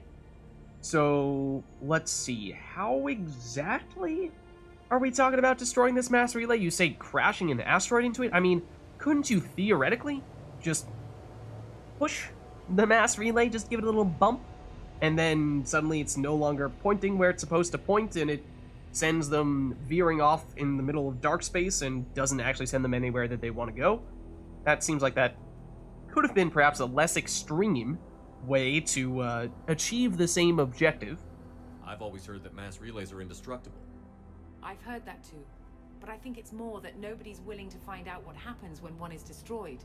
And, well, we plan to slam a small planet into the thing at very high speed. Planet, By our you say now. calculations, that's more than enough. Okay. What planet are we talking here? Let's see. So, yeah, I mean, the explosion, the logistics, how exactly does this work then? How did you plan to launch an asteroid into a mass relay? Small planet now, apparently. Moving an asteroid just requires thrust and guidance, which are readily available in Omega's salvage yards. Get the right amount of power and a good VI to drive it, and you can pretty much just point and shoot. I mean, yeah, like, once something gets moving in space, it'll never stop moving unless it interacts with another force, but if it's going slowly enough, then presumably somebody is going to notice in time to redirect it before it actually crashes. If it's going at snail pace, then eventually, sure, it might hit the target, but surely someone would find a way to stop it, so you gotta still go at some pace. But yeah, I mean, if you got thrusters, then I suppose that can work. Then the explosion, you say, could wipe out the entire system? Why do you think destroying the mass relay would destroy the entire system? Mass relays are the most powerful Mass Effect engines in the known galaxy. The energy released from a relay's destruction would probably resemble a supernova. This is a remote system. I suppose that's a fair Just assumption. over 300,000 Batarians live on the colony where they held us. The explosion would undoubtedly kill them all. Okay, so I suppose they do have some reason to oppose it. I mean, even if they could survive, it would still mean destroying the only connection between this system and the rest of the galaxy, basically meaning that any survivors would be stranded here. And remember that the FTL, the mass relays, are way faster than any other form of FTL travel that is currently available, and that is why Dr. Kenson was saying if we were to destroy this relay, then even if the Reapers were to arrive here, it would still take them forever to get anywhere else in the galaxy. So, and that is because the galaxy is really spread out, and that means you gotta go really fast if you want to get to any place of note, and the only way you can do that is with the mass relays, otherwise it's just not fast enough. So that would be true for the Reapers, and would be the same idea. The same rules would still apply for the Batarians, even if they somehow found a way to survive the explosion, if it wasn't quite as big as expected. But that seems like everything we can ask about, so yeah, I mean, at the moment you're just saying it's all theory, but we might need a little more hard evidence than that. I still don't see how you learned about this supposed invasion. And that component The too. evidence came from what we call Object Rho, a Reaper artifact we discovered among the asteroids near the relay itself. When we get back to Arcturus Station, I'll explain everything and provide copies of all our notes on the artifact. Okay. Let's ask about that artifact then. Can we at least get some info? What is a Reaper artifact doing on an asteroid? We don't know, or even what its purpose is. Some things are just too old or large to comprehend. Even a Reaper thousands of years dead contains power. Their artifacts are worthy of study, regardless of their purpose. Okay. That's definitely true, but I think Shepard's point still stands of why is there a random Reaper artifact in the middle of an asteroid somewhere? But, okay. So that's the artifact itself, but the fact that an artifact is there by no means suggests that there is an imminent invasion, so how are you drawing that connection? How exactly does a Reaper artifact give you proof of an impending invasion? It showed me visions of the Reaper's arrival. Much like your Prothean beacon, I imagine. Oh. The Reapers are coming, Commander. That much I know for certain. Well, given how seriously people took us when we said, hey, we had this vision that showed these Protheans, or, I mean, earlier than that. I mean, we didn't really know it at the time, but Reapers trying to attack. People kind of just brushed that whole thing off and didn't really pay us any mind. It took a lot of convincing, and even now, I'm not really sure that we have too many people who believe us other than our core group, our crew, and the Elusive Man. The Alliance, and certainly the Council, were always very dismissive, and I use that word very deliberately, of our concerns about impending Reaper invasions. So then what about indoctrination, though? Because, yeah, if you saw a Reaper vision from this artifact, and you were in close contact with that artifact, there's some reason to believe that you might have been under the influence of the Reapers. If you're working near a Reaper artifact, how have you avoided indoctrination? We've been very careful. We know what we're dealing with. You're not speaking to a child, Shepard. I saw what Sovereign did at the Citadel. Trust me, I know what's at stake. I mean, tell that to Saren. But, alright, we gotta see this The proof. stakes are too high. If you were willing to destroy a whole system over this, I want to see your proof. I guess I can't argue with that. Give me a moment. Kenson to Project Base. Good to hear your voice, Doctor. You coming home? Affirmative. And I've got Commander Shepard with me. Shepard? Really? Tidy up the lab. The Commander needs to confirm the artifact. Right. Clean your room. I'll get everything set up for your arrival. Project Base out. Tell me that is not the reason why this is called Arrival. Just sit back and relax. We'll be there in no time.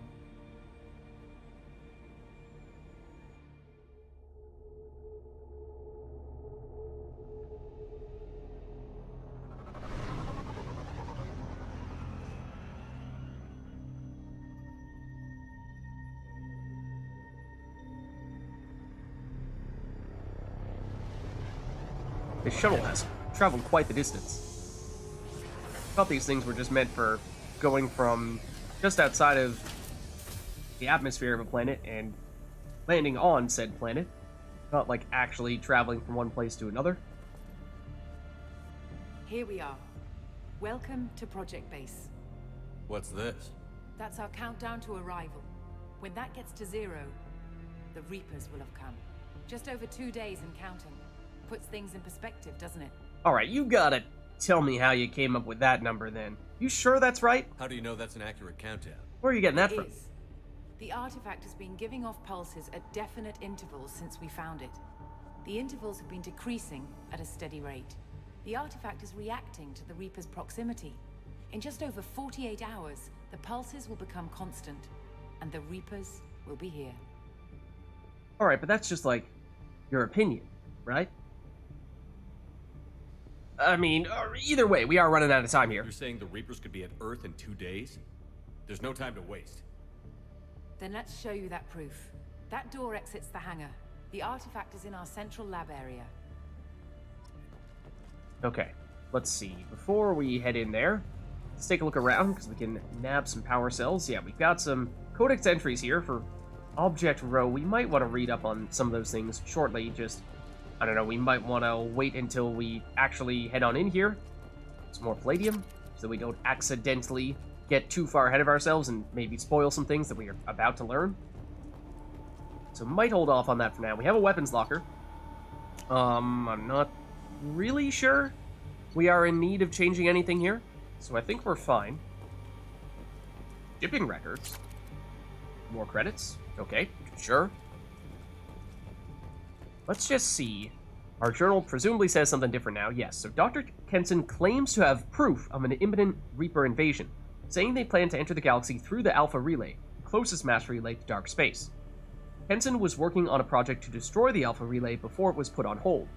Now that she is safely out of the Batarian prison, Kenson needs to show Shepard evidence of the Reaper invasion. I mean, you were saying how everything was just one press of a button away from destroying that mass relay. I mean, is that still the case? Because if so, then it should be pretty simple from here on out, right? But something tells me that may not be the case anymore. So go with Dr. Kenson to confirm her evidence of an imminent Reaper invasion. All this clock countdown stuff, does this keep on going? Now, I'm curious. Has anyone ever just kept the game on and left it here for 2+ days and seen what happens if you let this drop down to 0? Does it actually drop down to 0? And if so, does anything happen? Do you just get an automatic game over? Do you automatically fail the mission? Does something happen that prevents that from ever taking place? I don't know. Obviously, it takes some dedication because it means keeping the game open for 2 days right here. But I mean, if you just, like, keep the game open, go off and do other things, like, you know, live your life for a couple days, and then, you know, you just make a point of coming back and checking back in 2 days, and, you know, maybe your time doesn't need to be perfect, but you get somewhat close, and you'll just see if anything has happened in the past 2 days and 3 hours, and, you know, I am curious. Let's at least save. No, I don't think we're going to do that right now, but it does make me wonder, and part of me feels like, you know, I would like to try, but maybe another time. Go through the door at the end of that corridor to your left. Okay, it would help if you did not stand directly in front of us. I mean, I know you said to the left, but also access to this room is currently restricted, so how dare you? Got some random dudes, got more doors that we don't have access to. Alright, fine, we'll do what you said, but once again, you're directly in front of us. Get the project back up and running. Everything was in place when we were arrested. It wasn't a question of could we, but should we? Okay. So maybe that's why there was the hesitation. But is this base on the asteroid in question? Is this base going to be the thing that crashes into the mass relay? If so, then I can't help but feel like this is maybe not where we should have set up shop. But it does kind of seem like we were landing on an asteroid at the time. So that does, you know, make me a little suspicious and a little bit concerned about that. Anything else over here? Doesn't seem like... What alternative do we have? The Reapers will reach this system regardless. But the Alpha Relay is their shortcut to the rest of the galaxy. If you want to keep the Reapers at bay, this relay must be destroyed. Okay, sure. How dare they hide the palladium in the corner like that, past the door? Now I feel like I've got to verify, did they hide any more right next to the doors? That was truthfully devious. One of the most devious placements I feel like we've ever seen in this entire Mass Effect 2 playthrough. That is so easy to miss. Okay, and we've got... This guy looks important. that who we're talking to, or no? Just going through the elevator? Can we even get down there? Are these people going to body block us? I would like to speak to this gentleman here, who seems to be placed in a very prominent position. Seems as though that person is looking at some very important stuff. For a second there, I thought we were going to get trapped for all of eternity. So let us leave this place immediately before we get cursed.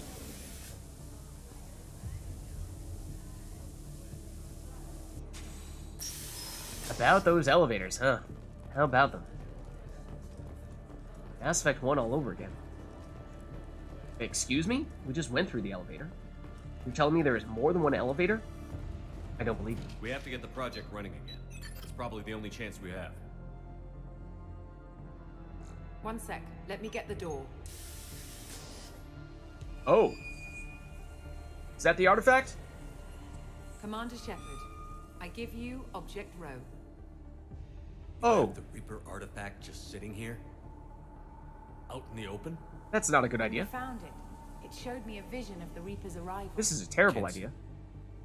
This is not good. Give it a moment, Shepard. It'll give you the proof you need. Yeah, but you don't want a Reaper artifact in the middle of this large group of people. Everyone is going to get indoctrinated. Oh. That doesn't look good, though.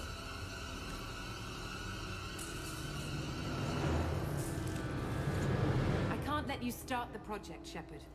I can't let you stop the arrival. Oh. Well, here's the indoctrination, then.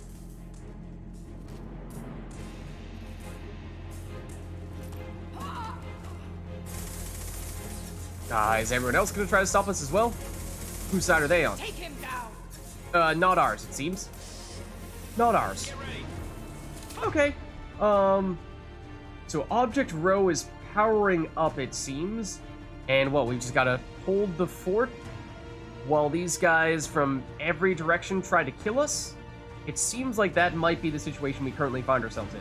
I am kind of curious to check the codex now. I was deliberately not looking at it, just to see if, you know, there was the potential for spoilers here.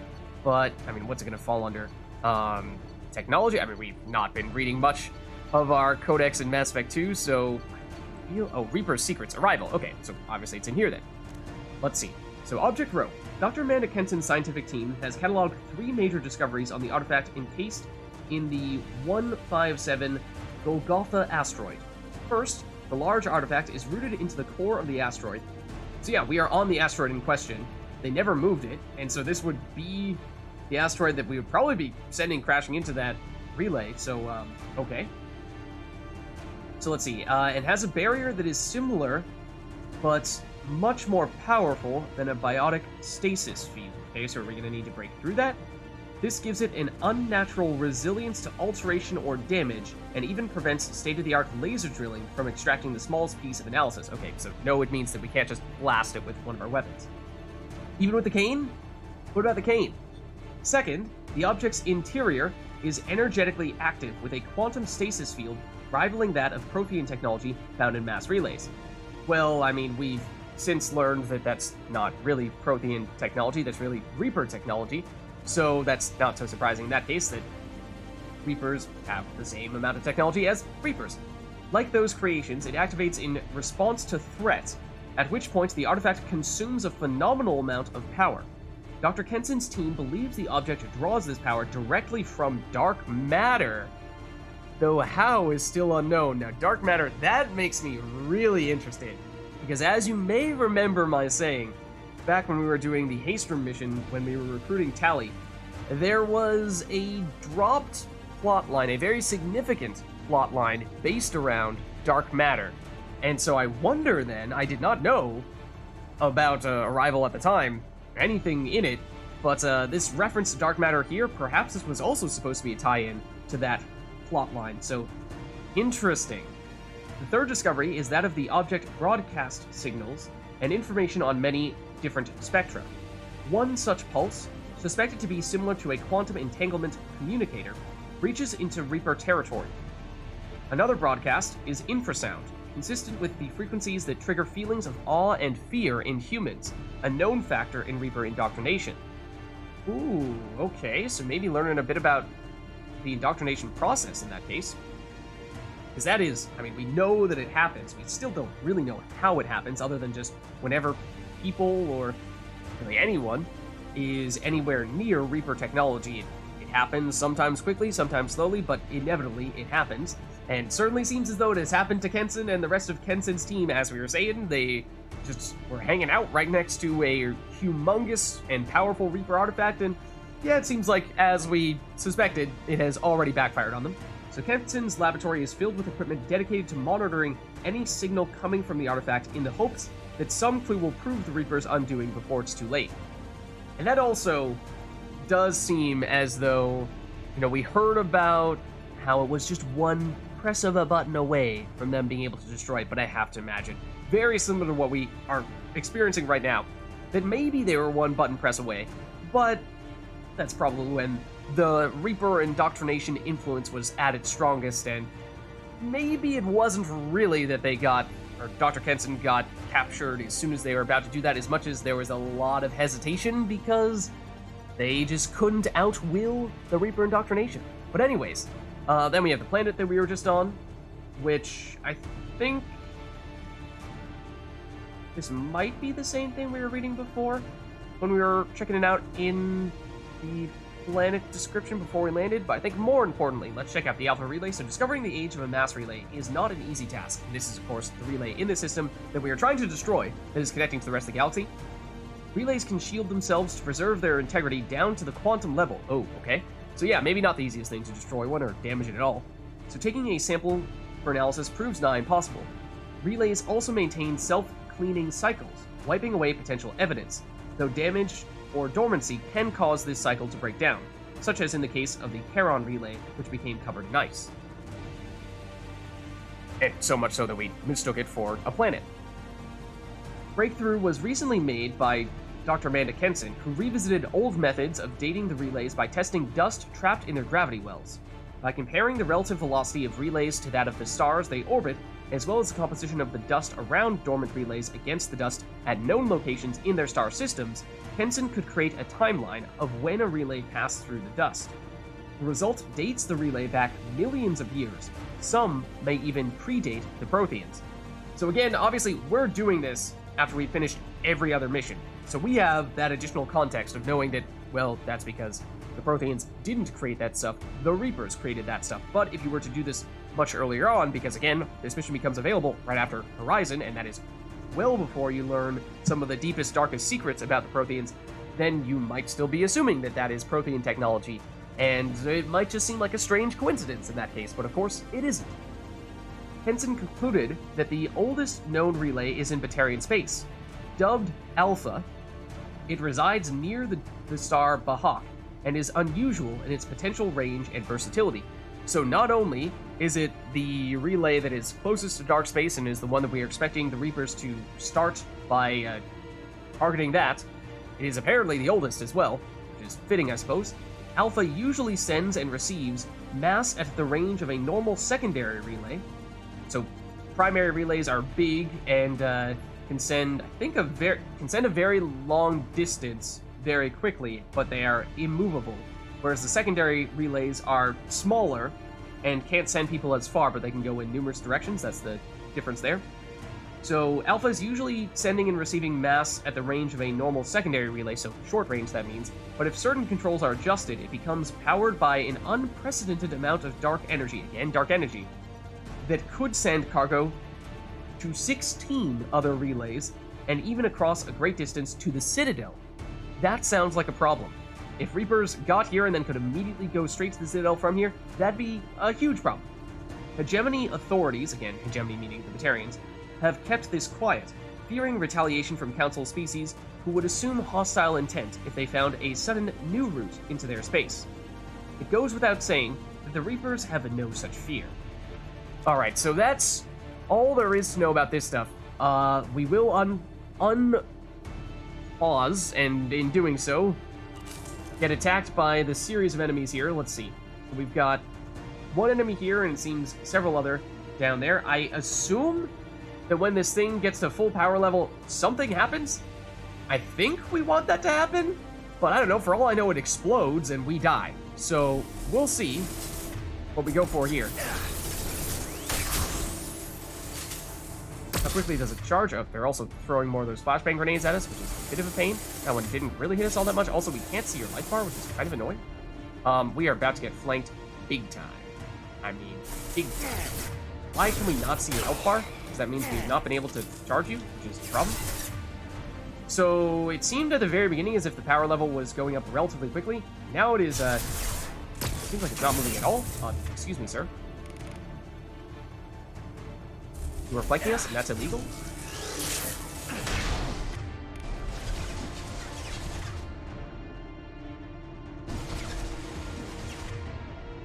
Very much like to get our shield back. Ideally, before we get flanked on this side, we might actually opt to go for that side on second thought.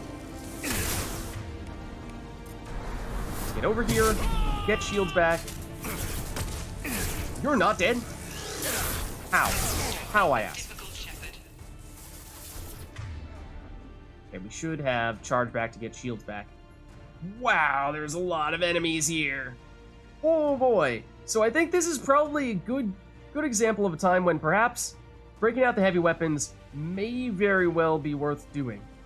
Because we are outnumbered a whole lot to a whole little, and I really wish we had more meta-gels right now, because as we were saying previously, we are not at maximum capacity, and we are not even close to maximum capacity here. So you know, this might be an avalanche situation. I think it probably is. Probably not you specifically. Give yourself over and be spared. Oh! So now the Reaper artifact is talking to us. So that's great. Gotta love that. So here is everyone.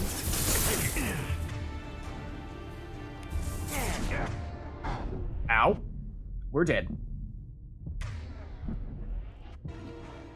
Huh? Is this of plot significance? Were we supposed to die? I just assumed we were going to get a game over. Oh dear. That is incredibly freaky. We want Shepard alive. Okay. Totally normal. Nothing to see here. Like Shepard was waking up a moment ago. But it could be a glitch in the system.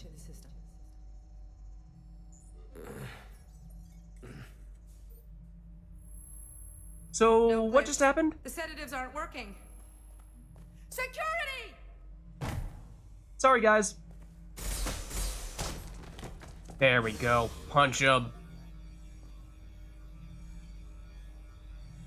Don't give me that sassy, arms crossed look. Escape captivity. Find a way to escape the medbay. Okay. So a lot has happened in a very short amount of time. I am curious. Given everything that happened in that previous encounter, I mean, it's got to be possible to live long enough for that power to reach the maximum amount. We were starting to make some progress with the avalanche, but then we just didn't freeze everyone and someone shot us in the face as I was about to try to freeze them as well. So we died, but the story goes on here. Apparently it can still continue, and we just end up in a medbay. So let's see. So we had fight for your life, survive the onslaught as long as possible. Had we read that previously, there's definitely an implication there that maybe it is inevitable that at some point you will die.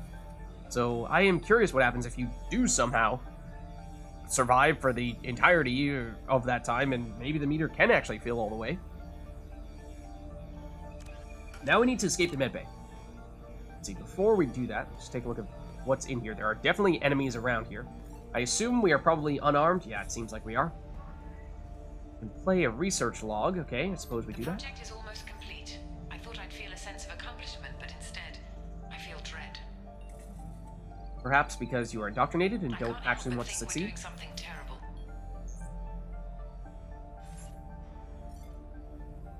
I mean, it is very destructive, for sure.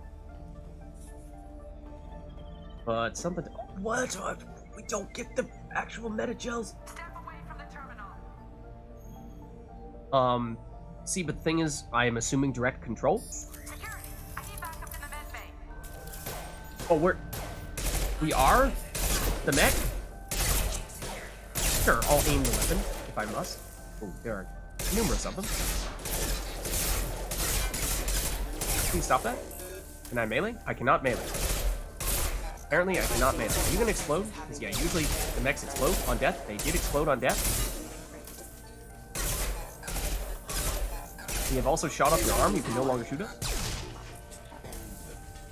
So this is interesting. I did not see this coming. What's up, Shepard? I mean, I had to, right? I had to check. I had to see. Do we have unlimited ammo? I don't think so. I mean, we do obviously need to reload, but there are ammo clips down here. So, except we can't actually get anything from them. It's a power junction, which I assume we are probably looking to destroy to help Shepard break through. Hello! Wow! Oh, they just immediately destroyed us. Now what? Question mark? Can we control another one? Apparently, yes. Okay, so we just get as far as we can get with one drone, and then once it goes down, we replace it with the next one. That seems to be the way this works. Hold on.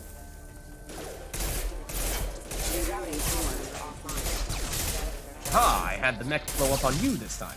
Except now we have blown up. So is there a finite number of mechs? It does kind of seem like it.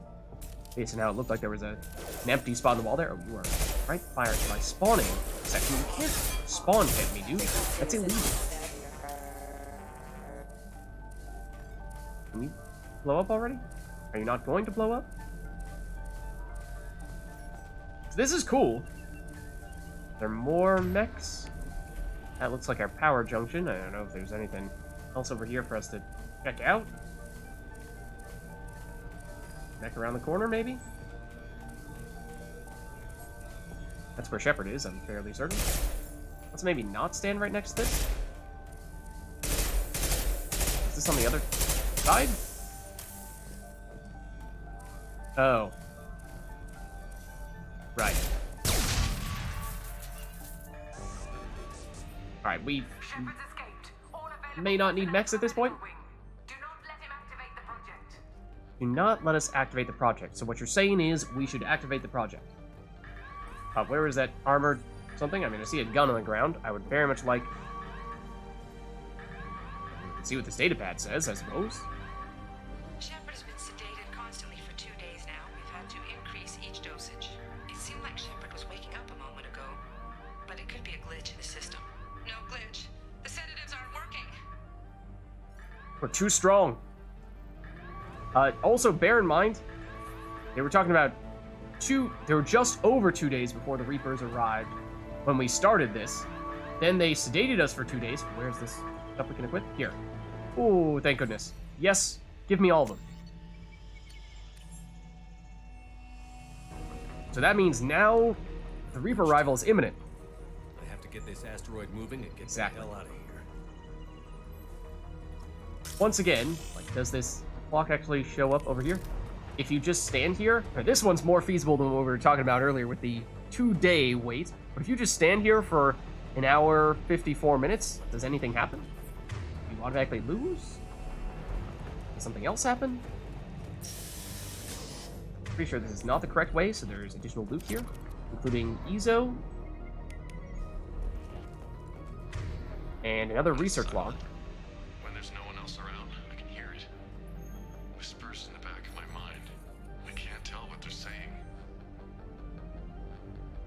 I spoke to Dr. Kenson about it and she seemed to understand. What the hell is going on? Yeah, there's a word for that. It's called indoctrination. It is the thing that we warned Dr. Kenson about. She's like, no, I know what I'm doing. Don't worry about me.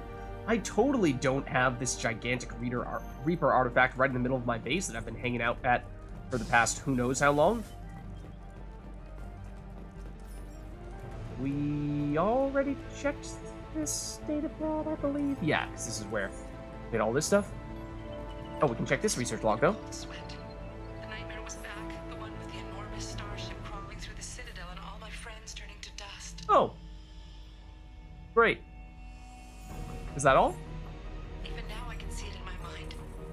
Why won't this stop? Cause it's the Reapers. That's the data pad, but there was something else over here.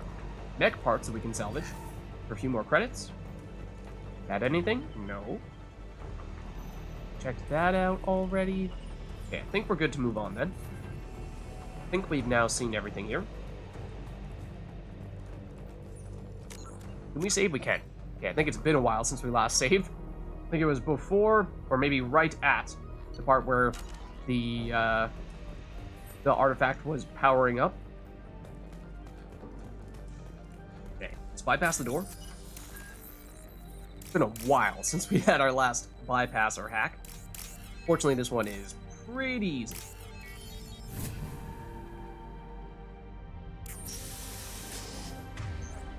Okay, imagine since we picked our gear back up, that yep, it's not as if this is just gonna be a walk in the park here.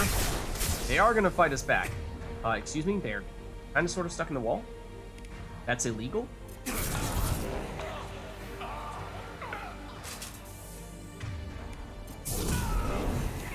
See if we can save ammo when possible, because I imagine that'll be enough to kill you. Shepard's past them. All personnel, get in there. Hey guys, don't mind me. Any more friends? Secure the project It's cool. control room. See through. Do not let Shepard in there. Initiating maximum security protocol.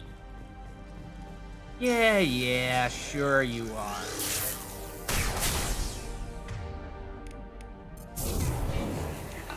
Should finish you off. And yep, I imagine there's a lot more where that came from. Shepard's in the living quarters. See? Project control. There's two of them.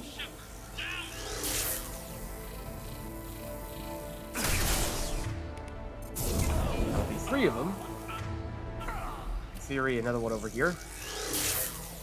Saw you poking your head out for a second there. There you are. Do not throw a grenade out. It's extremely rude. Okay, that appears to be the last of these guys. Fortunately, we were able to isolate them pretty effectively, so didn't really have to experience the whole we are significantly outnumbered situation. Are these mechs just hanging out here? Kind of like the ones we were activating previously, or are they about to activate on us? Well, we can salvage them for more monies, so that's good.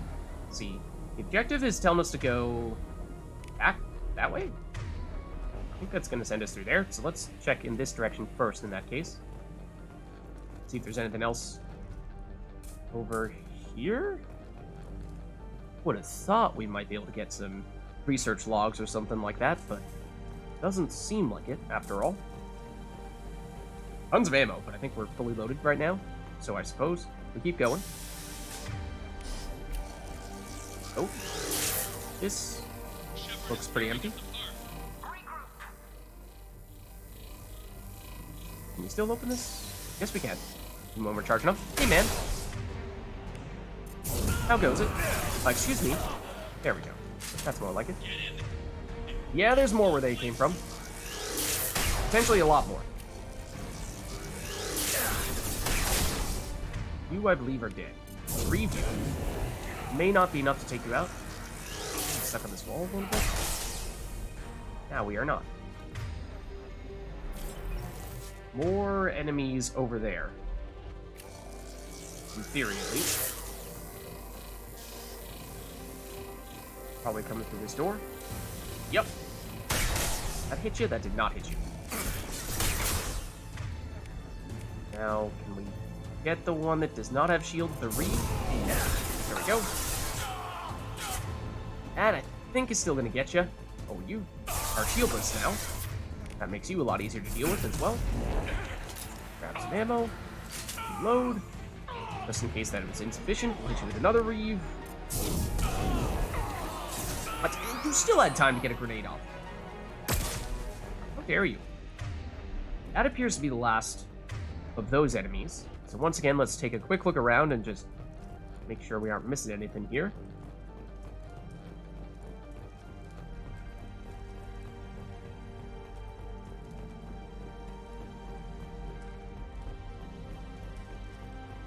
this the door we're looking for? Yeah, in theory that is. So I suppose I thought there was going to be something over here, but for some reason I was under the impression this was the way through. Apparently not. So I guess that means we go here. Oh, except don't forget this. Kenzan's acting strange lately. Like she doesn't care about the project anymore. And I know I'm not the only one having those dreams. Okay, so now everyone's having those doubts. Coming, she says. But I'm not sure if I'm hearing fear or hope in her voice. Yup. That's scary. I mean, we've seen people who get and heard about people who get indoctrinated who just go completely crazy, but I mean, that's like she has the unique power in this case to either significantly slow the Reaper's attack or help usher them in. So I mean, really compare that to, I suppose, the only other person who is in a similar position of power to help the Reapers would probably be Saren. I don't know who else would be in that same type of position. See, we got that wall safe as well, which we nearly missed. Yeah, because everyone else, for the most part, was just a pawn for the Reapers, but not so with Saren, and not so with Dr. Kenson, it seems. Save, just because we've been going through here for a little while. No signs of additional enemies yet, but we can charge this up before we open this door. They've seen us. Because they have seen us. I just totally win.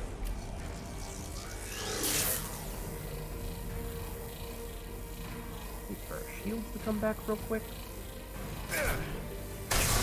Where are you going? Also, I missed you again. Also, you are an engineer, which makes me a little concerned. That means you theoretically have additional abilities. Also, when we got our gear back, I suppose we did need to reactivate, not that. That's not what we needed to reactivate. Our incendiary ammo. What I was going to say. That way we get some additional damage. Not so much against the shields, but against life, certainly. So, let's activate all of them. Incendiary ammos on every weapon. Then, let us proceed. I believe that is the last one. We'll still stick with the Death Plasma Shotgun because it is our best weapon against their shields. But now we're packing a little more of a punch. Hello. Want to pop up? Great. Because, yeah, combo of fully charged Death Plasma Shotgun plus a little bit of a reeve should definitely finish them off. Oh, no. Killer. The pillar.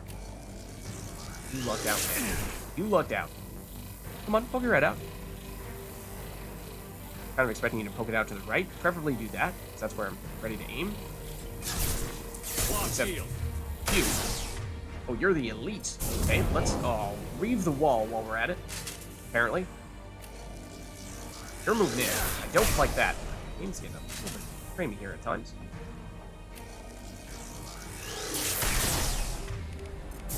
That should finish you off. There is still somebody over here. This guard. Let's charge up a shot. Deal with the shields. There you go. At times we can one-shot them. With fully charged Death Plasma Shotgun. That's just the door behind us. What it looks like, at least for the moment, everything is empty here.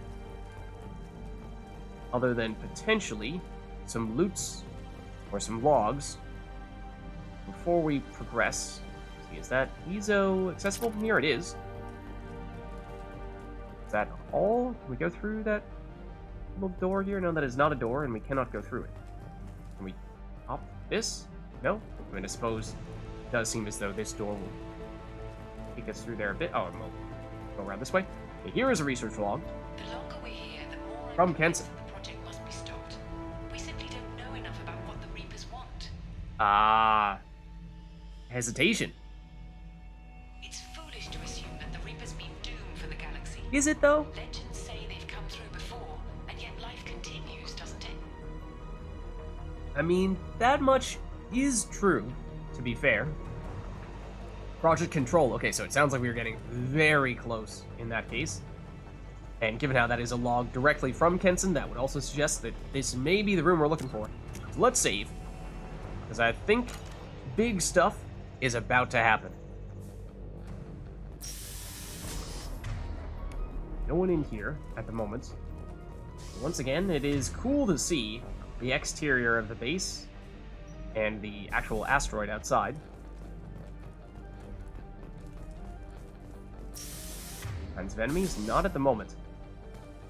Not at the moment. I really thought that was going to be something we could interact with there, but apparently not. And we get an autosave.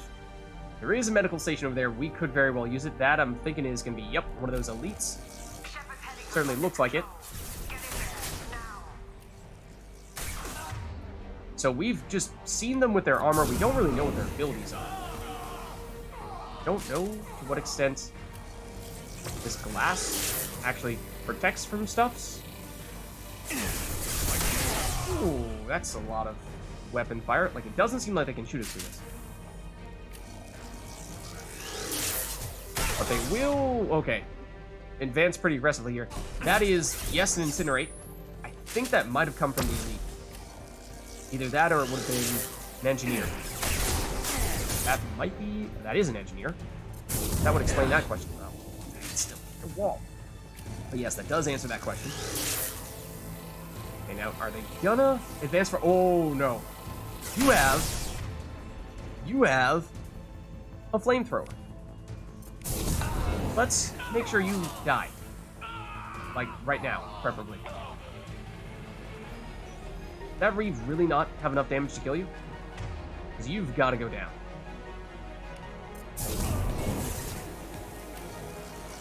Unfortunately, we don't have any abilities that make pyro enemies immediately explode, like an overload.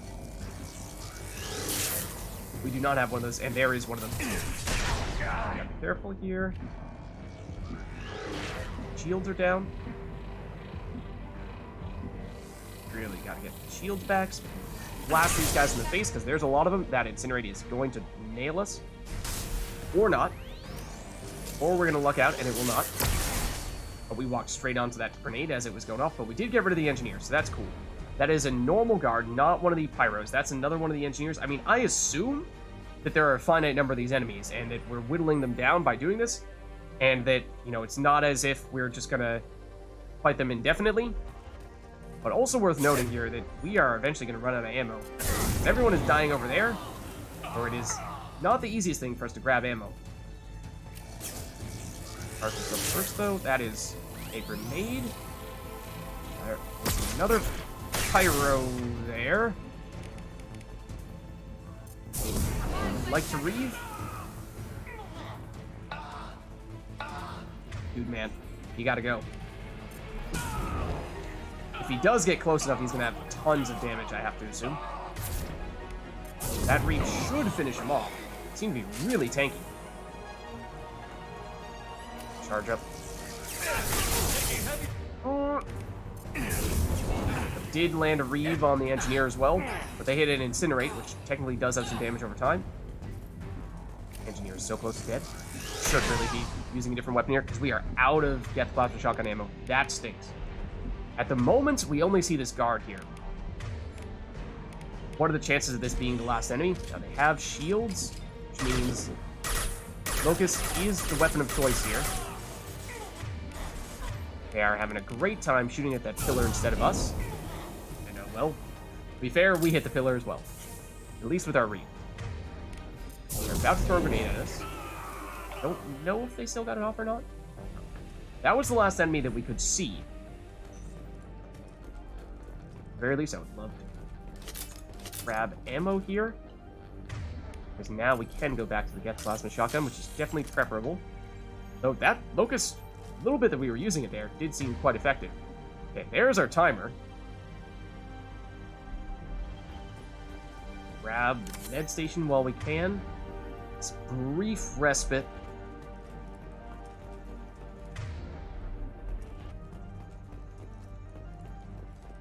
Okay. It does seem as though this room is truly empty at the moment. does seem there's a way downstairs. Before we go there, let's just see if there's anything else here. Well, perhaps not. There is the engine control. Maybe all there is for us to do here. I was eyeing that, but that looks closed off. So yes, I think that does mean it is engine control time. If we can save, I think it's probably worth doing so. We seem to have taken down the majority of the enemies, but who knows what happens when we do this? Are we gonna start sending this thing flying into the relay? We may. Welcome to Project Control. I want to activate the project. Warning. Activating the project will result in an estimated 305,000 casualties. Do you wish to continue? I mean, you put it that way, it sounds bad. But think about slowing down the Reapers could save countless lives.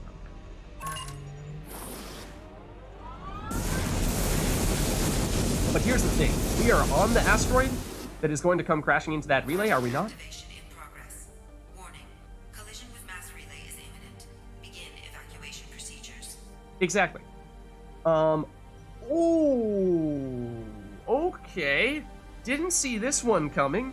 We can warn the Batarian colonies, hey, by the way, you know that whole thing about this asteroid crashing into the relay? Yeah, that's about to happen. Or we can call the Normandy for pickup. So what, does that mean, in this case, I don't know, are the Batarians actually gonna have time? There's an hour and 40 minutes or something like that before the Reapers arrive, but presumably far less than that before this actually crashes into the mass relay. So I don't know how feasible it is for an entire 300,000+ people to go through that relay and escape before it goes boom. Or I assume that by calling the Normandy, that just means we are heading out of here as quickly as possible and just completely ignore the Batarians. I suppose we try to warn them.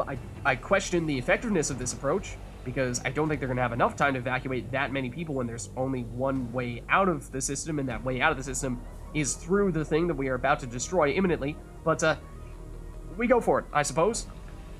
Alert. All colonists living in the Bahak system. This is... Shepard, no! Do you have any idea what you've done? You leave me no choice. If we can't stop this asteroid, it must be destroyed. Tell Oh, me where gosh. to find Dr. Amanda Kenson. Dr. Kenson is traveling to the reactor core module. An ESO-core meltdown should do it. Because of you, everyone on this rock will be obliterated. Not if I get to you first. Alright, stop Dr. Kenson. I was gonna say, are we gonna have a timer, or are we gonna have friends? The answer is apparently friends.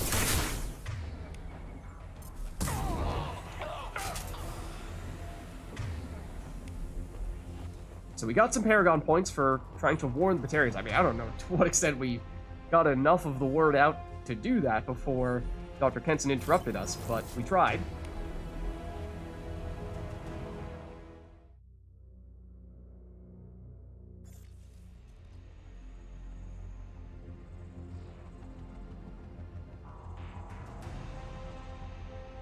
Don't try to stop me, Shepard. I have to do this.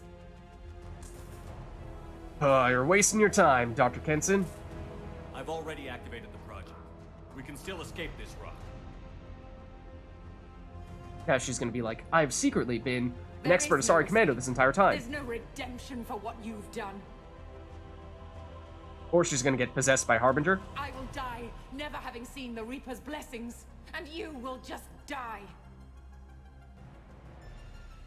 Damn it, Kenson.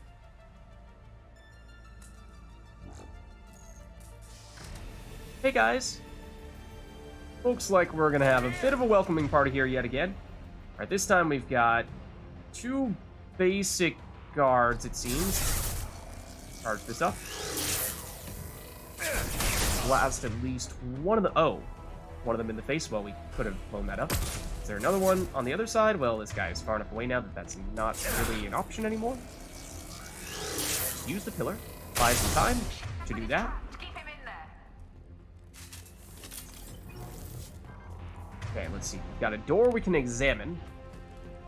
Don't know if we'll actually make it through there, but before we do so, I suppose, let's see. Yeah, we've got some Ezo here hiding somewhere. You can't hide it from me.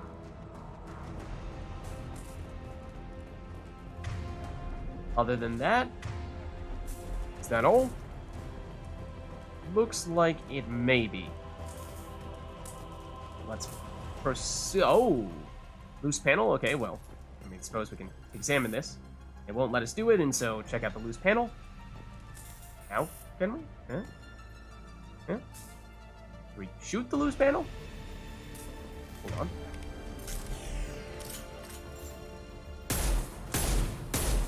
Can we shoot this? To expose the loose panel. Okay, now I see. That makes sense. Switch back.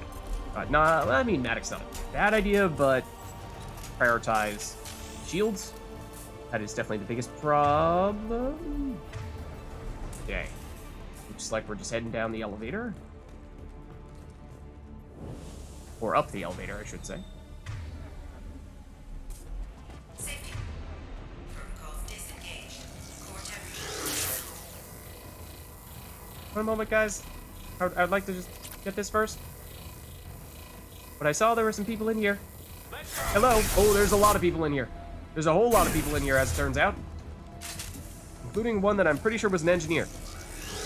I'd like to get the shield back, ideally before you charge us. Oh, that's not who I wanted. I wanted the guy who was closest to me. Maybe wait. Doesn't seem, at least at the moment, as if they're gonna rush into this room, which is definitely a good thing, so we can get our shields back. Oh, hold on, there's a grenade there.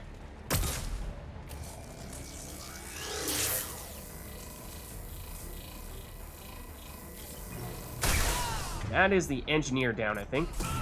Review. We're doing on ammo. Not great. To be honest, not great. Okay. Is another clip there, but are we about to get additional friends? Perhaps there's a cooling controls that we can use. Before we do that, let's just see if there's anything else in here. Do we need more ammo? No, we're now good. That's a good sign. Yeah, so this door will be locked off. There is Kenson. Yeah, so I think we're just looking at the cooling controls then. Don't think there's anything else. How do I stabilize the reactor core? All automatic safety protocols have been overridden. To stabilize the reactor core, manually insert cooling rod A from this control station. Manually insert cooling rod B from control station B. Doing so will stabilize the reactor. Removing the cooling rods stabilizes the core? Oh no, reinserting. Okay, I was gonna say, that makes a lot more sense. Now we're gonna have to fight our way over to the other cooling rod, I imagine? Get in there. I'm guessing that's what we're looking to do. Hey, friends. Taking fire. Yeah, I noticed, Shepard. Oh, can they really hit us with a grenade from here? Also, we totally did not hit that roof. They kind of did. A little bit. Not exactly, but a little bit. That is in its entirety. That one I just aimed poorly. That one's on me. Okay, I would like to not be in cover here when this grenade goes off. Thank you. And I would like to finish this guy. The one that we have removed the shields from. Like so. Good, finish you. Okay. We grab that. Get rid of the other. I thought there were two guys there. I thought we only killed one of them. But maybe not. Maybe we did actually hit with one of those fully charged, get the plasma shotgun shots. I didn't think we had. Seems empty. Oh. Hey, Kenson. What up? Oh, we gotta... I guess we're going through the elevator. Alright, so yeah, again, that's probably a point of no return. I imagine any elevator is, so... I think we've gotten everything. This time we're going down. Head station, I do like that. But are there friends here? No? Maybe not. Oh, that does not look good. Or well, maybe that's the engine, in which case I suppose it's supposed to be doing that, in which case, yes, that does look good. I take it back. But, deactivate plasma venting. Hold on, let's check the PDA first for some credits. Priorities, right? Plasma venting aborted. Okay, that was not the cooling rod, though. Oh, maybe we technically did that a little bit out of order. We might not have been supposed to go the elevator first. Well, we're in the elevator now. Well, maybe the other cooling rod is over here. Oh, now we can go through here. I see. That was not previously possible. Because there was fire here. See? Hello? Oh, that's a pyro enemy. That's a problem.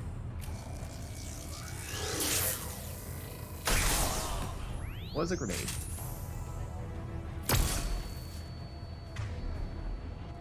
Where did the plasma enemy go? That's a normal guard. Are they hiding around this corner? If so, that's devious. Fortunately, this guy decided to step out, but yeah, as you're seeing here, they are tanky. I'd rather not charge you. Rather just pepper you with the Reeves. Okay, so that's one pyro. Now, do we have reason to believe that there might be additional pyros? Ooh, please door back here as well.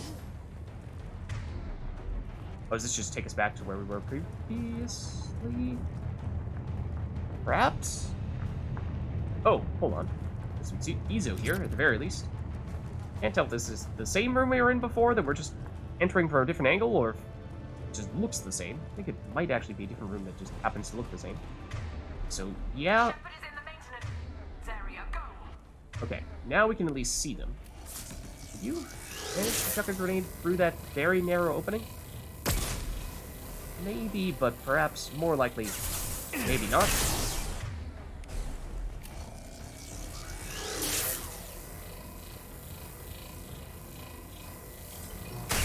Ah, that did not hit you. Okay.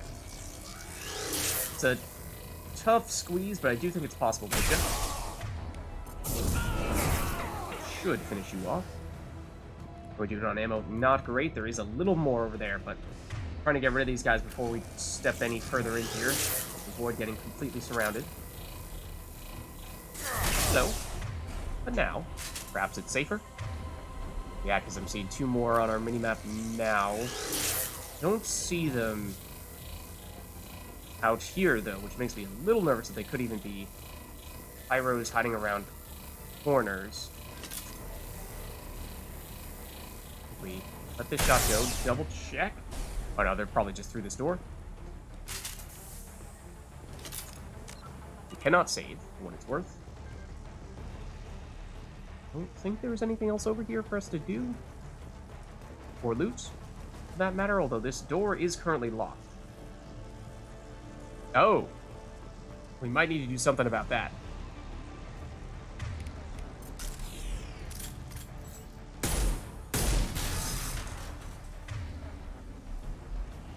I think there are some friends around this corner that may be looking to give us a nasty surprise.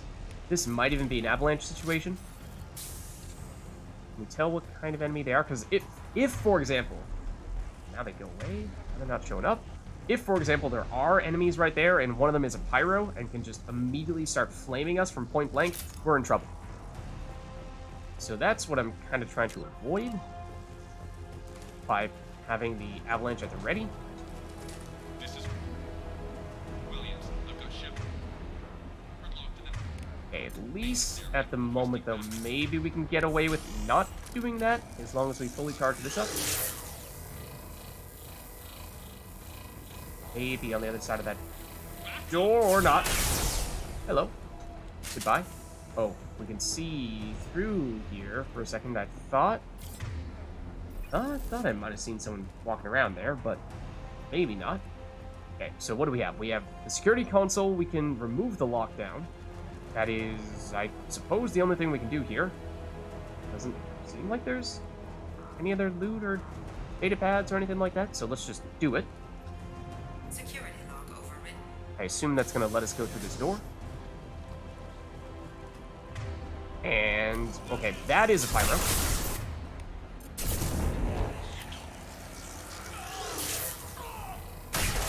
Okay, I believe the pyro is dead, and now it is just a normal guard. That is a grenade, though. Let's wait for that to go off. Then we'll blast the normal guard in. face and finish you off with it. Anyone else? No one showing up on the map right now. Let's see. That's locked. Access to the reactor area is restricted. Suppose that means it is time to head down here. Or up here. Never guess what direction we're going. The elevators, apparently. Oh. Or Ezo. Does seem as though, I mean, we are getting it in small quantities, yes, but there is a lot of it on this mission. Tons of ammo here as well. I'm not sure we're ever going to be able to head back here, so... Alright. We can save. It's been a little while. Let's save frequently. Okay. No enemies showing up here, but this certainly looks like a significant place. Very bright, those colors there, and it does seem as though there may be several enemies waiting for us on the other side of this door here. If we do anything here first, we can access the PDA for some monies. Don't think there's anything for us to do here. So let's do this and prepare ourselves by missing everyone.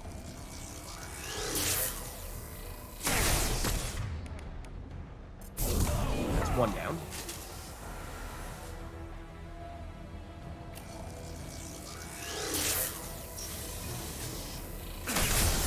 That's two down.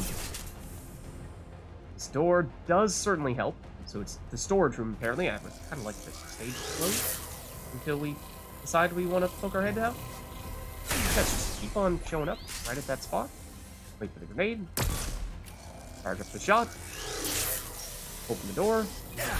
Do they actually respawn there?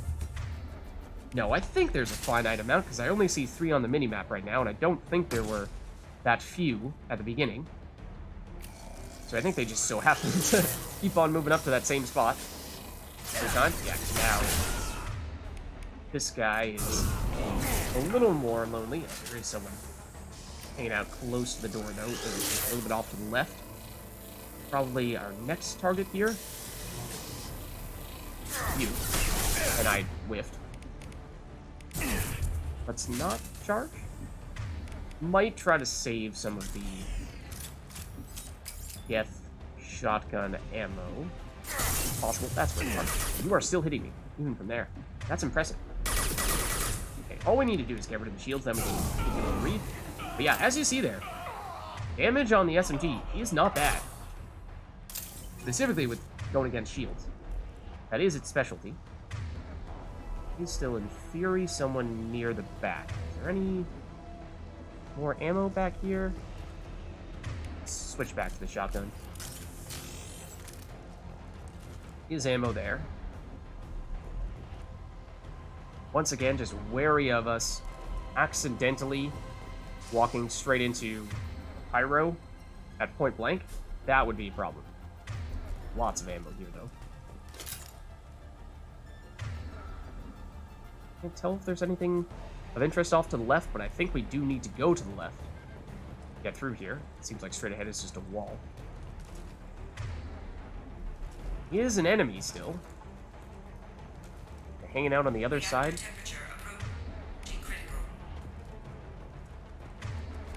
He is a pyro. Well, whatever it was, it is now a lot more people. No, it's an elite, actually. I don't want to be standing there.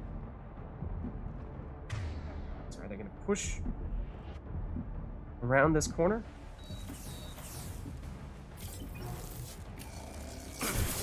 This guy was.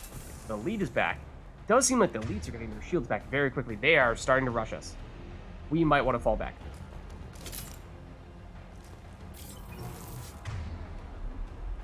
I did really like this spot. If we can do this again. This did work really well for us.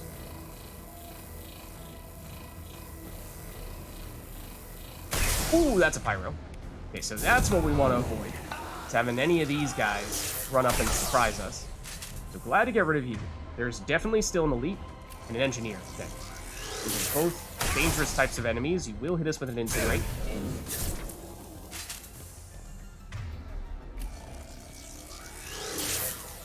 I totally missed.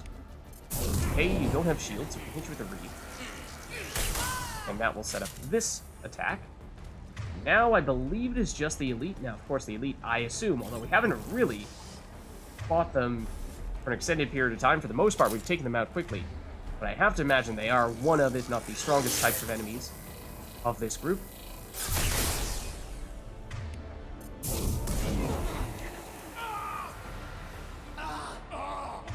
Read me again. There we go. Not a problem, though. Was a lot of ammo. And yet, we are still in need. Did we really use all that? Apparently we did. Anyone that we just fought drop any more? Well, there's more here. Okay, anyone else around this corner? Seemingly not, at least not at the moment. Loot's here. PDAs. Anything like that. More ammo. Can we actually get up here like they were doing? We could, for what it's worth, but I don't really think that helps us because all the enemies are coming from this side. And we need to bypass this door. Okay. Let's save again. And check it out. Ooh, those are not matches. These are a match. And these are a match. Enemies? Not at the moment. It's Ezo. I might have seen more Ezo over here, but maybe that was just the other Ezo getting in the way. Credits. Over there. There's the cooling control now. That is the key thing we're looking for, I think, and then we'll probably make our way out through that elevator over there. So I think this may be it. Do we still see Kenson over there? We do. She's had quite a long time to do her thing.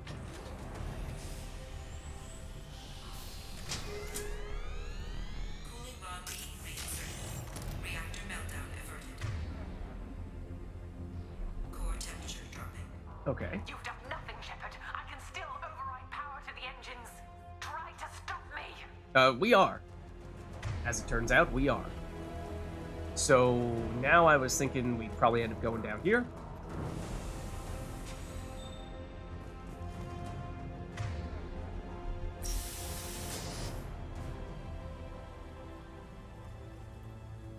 Step away from the reactor. You've ruined everything. I can't hear the whispers anymore. Turn around. Now! You've taken them away from me. I will never see the Reaper's arrival.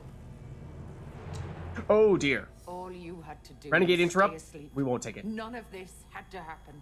Kenson, you don't have to do this. We can get off this asteroid. No, we cannot. Don't press that button.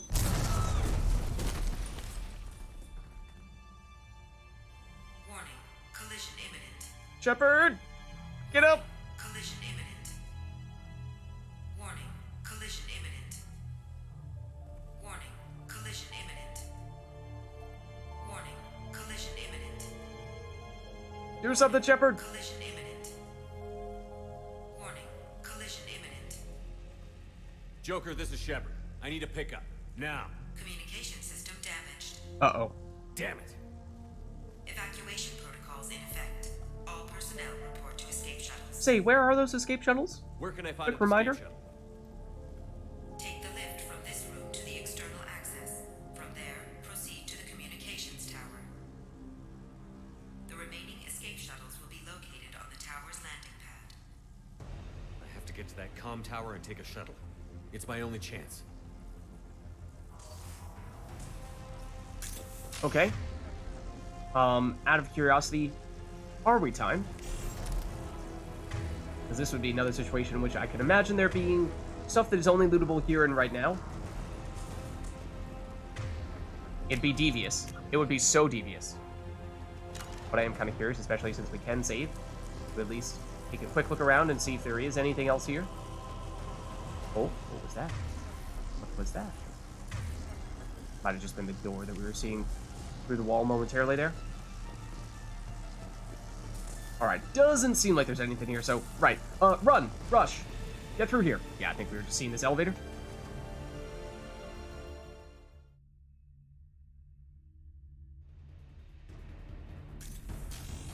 Alright, signs of enemies. No. At least not yet.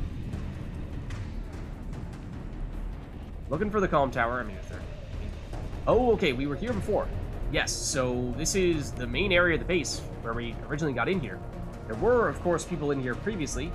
As whether there are still people in here, we are perhaps about to find out. Not at the moment. Go, Shepard, go! Warning. Alpha relay collision imminent. Evacuation is recommended. Yeah, you know, you don't need to convince me. Warning. Alpha relay collision imminent.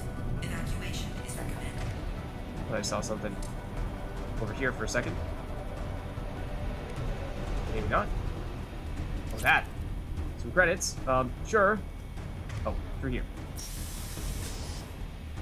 Power cells as well. That is a little suspicious. Why would you give us power cells if we were not about to fight something big?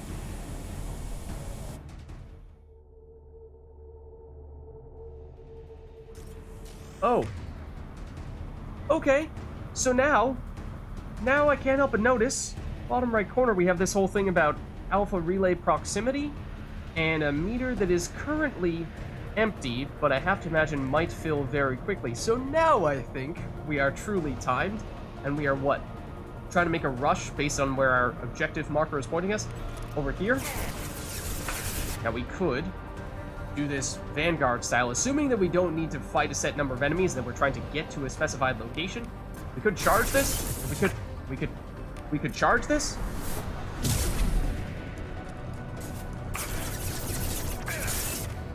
I mean, there may be other loots to be had here as well, but let's see where we're trying to get to this spot, it seems. There is also a delay before Unity kicks in, so let's do it right now, because the timing could not have been better. That seems like the place we're trying to get to. Shepard, that is not where I want you to take cover. To get to the comm tower. Hope to Normandy's listing. See, that is the relay. Oh man, that's a shuttle. That's a guard right next to us. That's a Yammer mech right next to us. So, let's see, but the thing is, like, where... Oh, that's the comm tower. Okay. Let's Unity again. And then run like that. And then Unity again. And then get... Ooh! Hold on, we actually need to hack it. I did not realize that. I totally thought we were just going to need to run here as quickly as possible. And then we would automatically complete it. And that is why I was just, oh, you know, we just charge to one enemy. We don't need to finish him off. We just use him as a stepping stone to get over here as quickly as possible. We'll throw down all of our unities, so that way we can heal off the damage we take, and we'll be fine as long as we get here quickly enough. No, that is not the way it works, as it turns out. The way it works is you do actually, for the most part, need to take these guys out, because you actually need to hack this thing. And if you get damaged while you're hacking it, then that hack gets interrupted. So, yeah, we basically need to kill everyone, and we are not exactly in the best position to do that. So this attempt may not end very well, but we've learned a lot. We have certainly learned a lot. So, as for how we attempt to salvage this, we are out of shields, so we could charge and get those shields back. But of course, in doing so, we would be right next to at least 2, if not 3 guards. I think there's actually 1 guard right behind this one that is currently highlighted, and then obviously there's the Yammer mech as well. So it's dangerous. But we also might die no matter what if we don't do it. So I think we do it. And we stagger most of the normal enemies, and then we try to get behind cover here. Except we're going to get flanked immediately. And yeah, also be useful to learn like how many enemies are there actually in this encounter. Seems like there's 4 guards again. It's an instance of there's... Can't really get the camera to show you well, but there you see. There's 3 over there, 4th right there, and then the Yammer. So it seems like there's 4 enemies, or 4 basic guards and the Yammer mech. As you can see, the proximity meter does not fill that quickly. We obviously got here very, very fast. But we got here too fast, and we should have just gotten rid of people before we started advancing, is what we have very quickly learned. So, yeah. Like, we are probably functionally already dead. or not, except basically, I mean, so we've staggered some of these basic guards. We've got some of our shields back, but those are going down quickly because this Yammer mech is just continuously shooting its rapid-fire machine gun at us. And we don't have any cover that we can immediately get into. I mean, we can try rushing for that right there, but the Yammer mech is probably still going to hit us. And these guys are still firing at us. We don't have our charge off cooldown, so I'm pretty sure we are now functionally dead. I mean, we knew that was going to happen. I think as soon as we realized that it was not a simple matter of just pressing the button and winning. But now I believe there's no avoiding it. That was a very interesting angle. But, okay. We've learned a lot.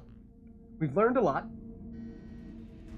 Okay, so chief among those things that we learned is don't panic about this proximity to the alpha relay thing. Instead, actually take these guys out. Because I think, certainly the basic guards are enemies that I don't think we need to worry too much about when we're fighting them 1v1. But the Yammer mech is, of course, a greater concern. Oh.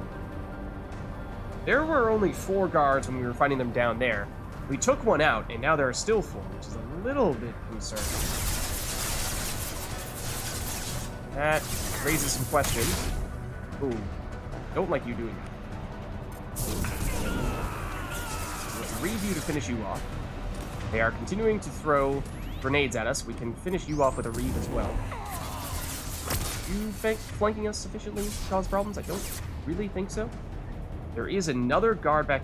We've killed, I think, 3 at this point. 1 with a fully charged shot, 2 with those reaves there. Then there's 1 flanking on this side, there's 1 that's still there, and there's 1 back there, so it's way more than we were encountering before. Maybe it was just that we did actually functionally skip some when we charged through previously, and we just left them so far behind that they never caught up, so they weren't really a factor. I think this is still the right approach, taking it slower here, but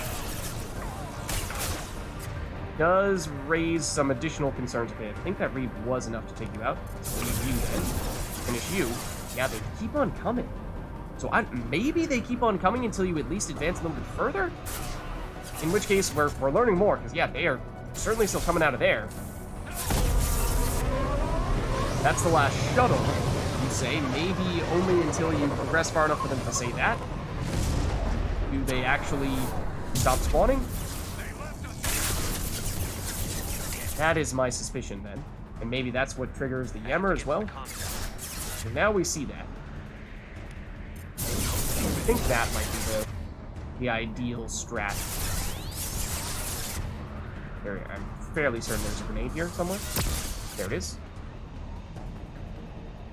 So, like, honestly, if we could even get all of them to rush this way and then use a charge from whoever is the furthest back, probably be the Yammer mech, and then just run past that enemy and see if we can speed past when there's everyone stuck on this side, then maybe that is sufficient, unlike last time where everyone was standing right next to us when we were trying to hack. I'm not sure. I mean, at the moment, the timer is still not a big factor, so I don't think we need to be too panicked yet, but that Yammer mech is approaching aggressively. That is going to become, perhaps, the biggest issue here. It is faster than it looks. Ooh. Hello.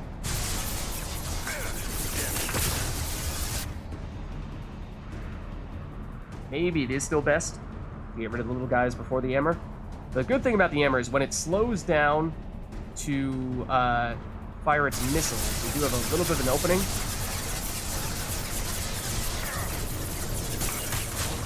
That was not enough to kill you. This, I think, is a good opportunity to charge. So this is kind of what I was referring to. So the Yammer mech is starting to flank us down that way. There is one more guard over there, but maybe we charge this guy and then make a run for it, and the Yammer is far enough away that we can make this work. Well, I now have my doubts about this strategy, especially because you didn't die. What? Where did you come from?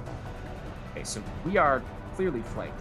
I really thought that the guy that we charged was the guy that was furthest in this direction. Now, it is still possible, but it's going to be tough because we do not have cooldown for our charge right now, and we really need it, like, this instant. Like, this instant.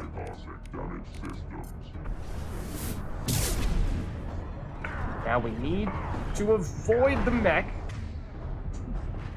Oh, this is bigger than I thought it was. Can we vault this?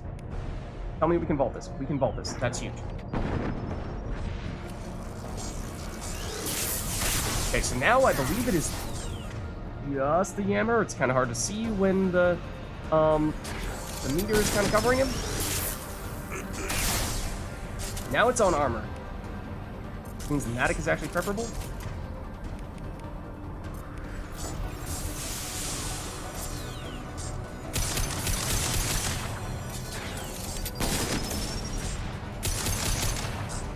Appreciate if you not do quite as much side-to-side stuff.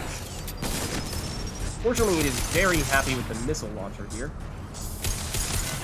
Not too far out of cover there. Yeah, when it does go missile launcher, we do have some time. We also totally could read what it had on. Whereas now, that's not really an effective strategy. But that works. And now, I believe there are no other enemies remaining, so yeah, it turns out you got plenty of time to fight everybody. And we perhaps were a little bit too quick to rush to the objective last time. So, I mean, we even have time. We really wanted to see if there's anything else over here, just for good measure. You guys leave anything over here, maybe? Maybe? Maybe not. It doesn't really look like it.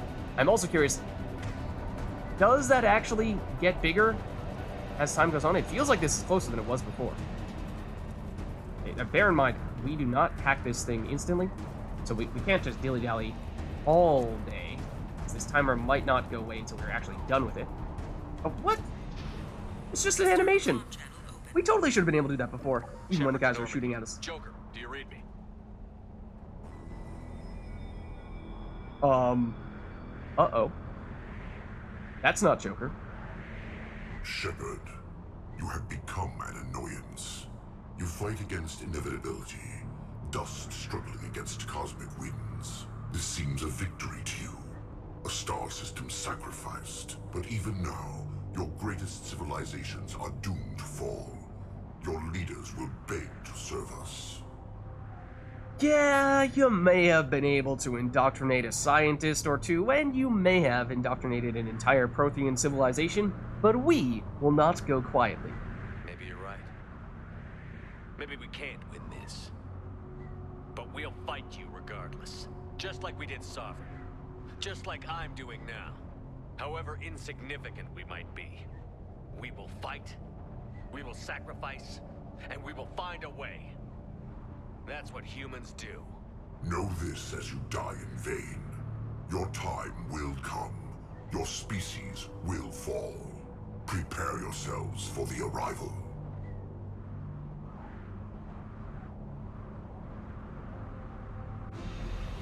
Commander Shepard, Normandy inbound for pickup. That's not Joker. But also, we gotta go.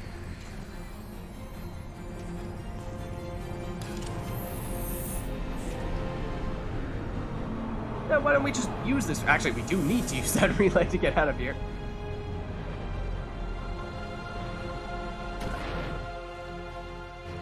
Get us out of here, Joker.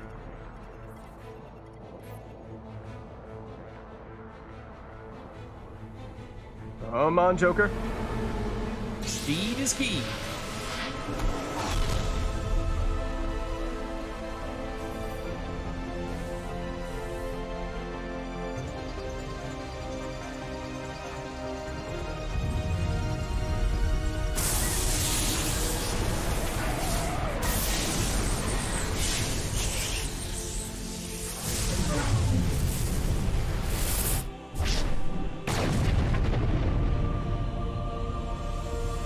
Okay, I think the explosion part was true.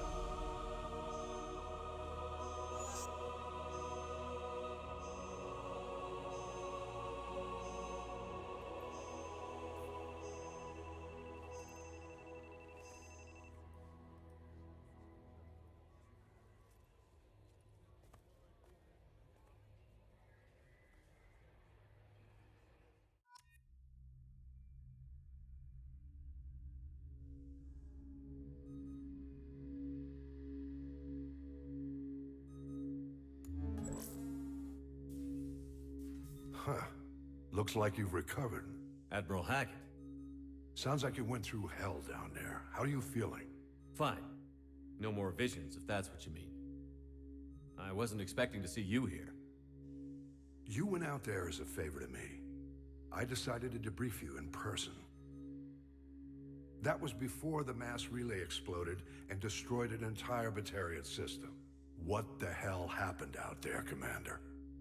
Yeah, that probably doesn't look very good. What exactly have you heard? Have you received any intel about what happened? All I know is I sent you out there to break Amanda Kenson out of prison. And now an entire system is destroyed. I hope you could fill in the leap of logic between those two events. See, the thing is, I swear we didn't have a choice. Source? Dude, just trust me. I confirmed Dr. Kenson's proof. The Reapers were coming, and destroying that relay was the only way to stop them. Kenson sedated me for almost 2 days. I started the engines with little more than an hour left. I tried to warn the Batarian colony, but time ran out. The Batarians report no survivors from Aratat. At least you tried. And you believe the Reaper invasion really was a threat? No doubt about it. We literally had minutes to spare. I'm sure all the details are in your report. I won't lie to The you, report that we Shepard. totally wrote The as we were Batarians passed want out there in the blood, bed. And there's just enough evidence for a witch hunt. And we don't want war with the Batarians.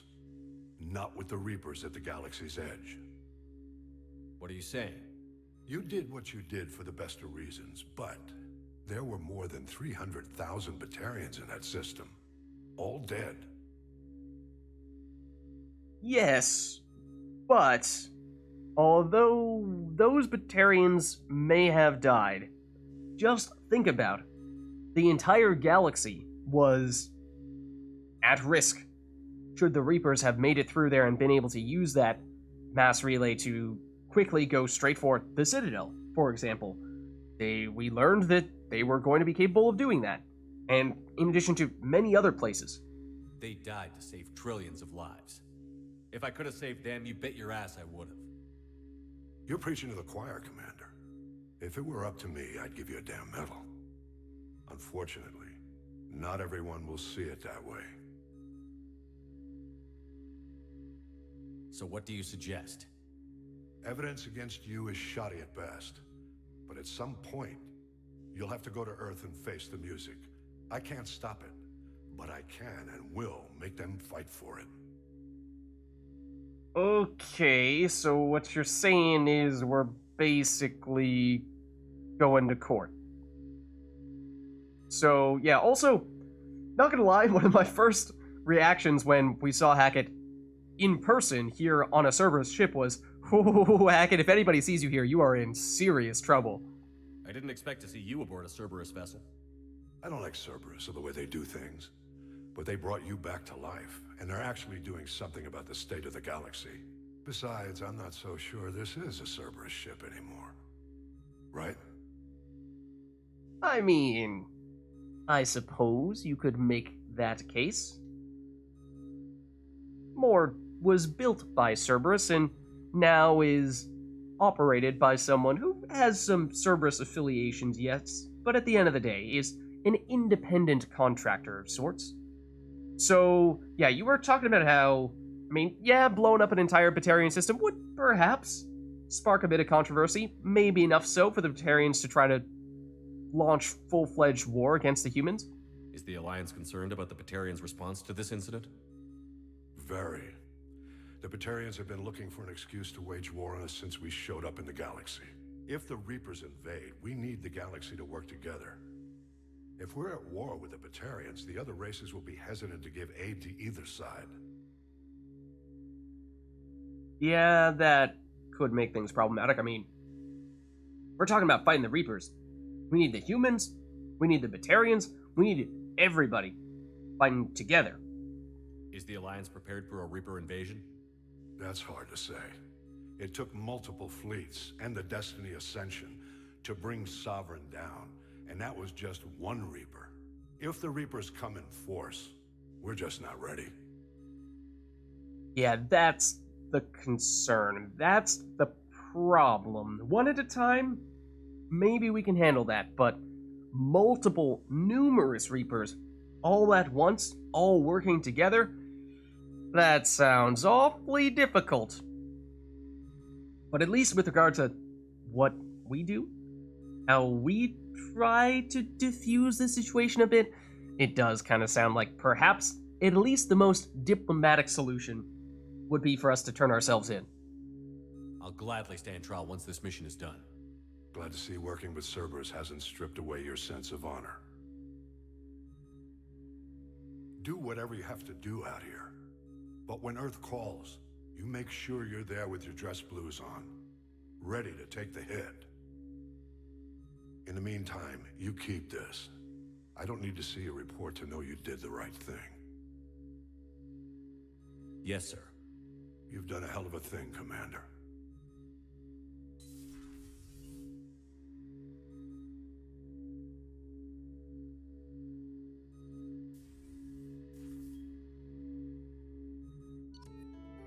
Alright, and with that, mission complete. That is Arrival.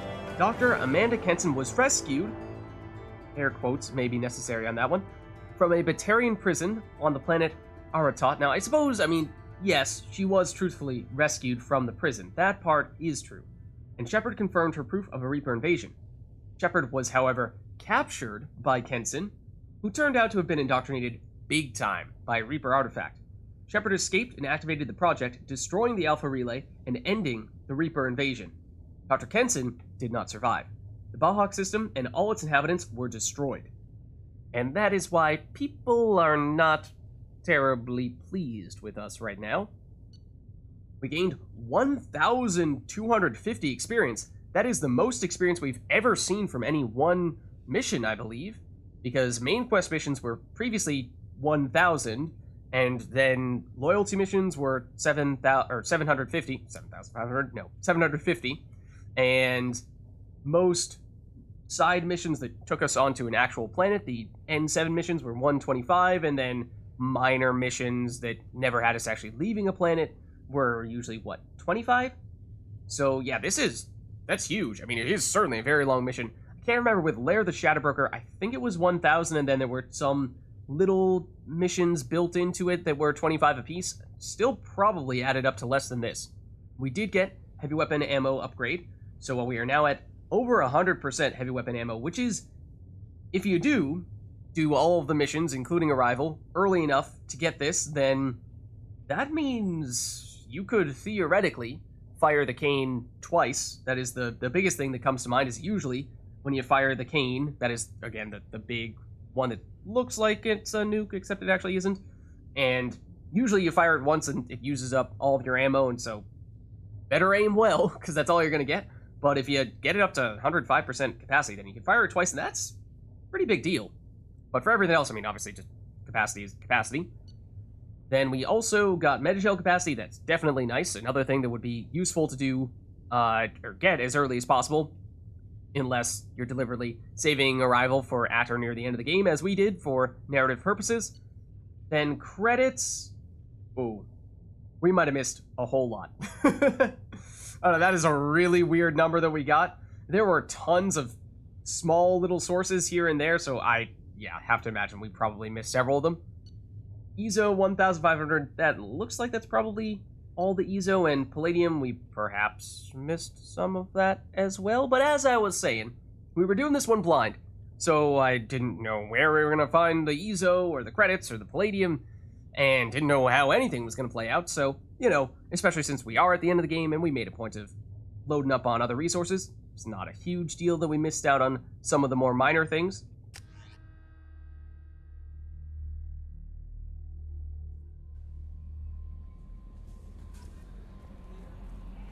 Any updates, Kelly?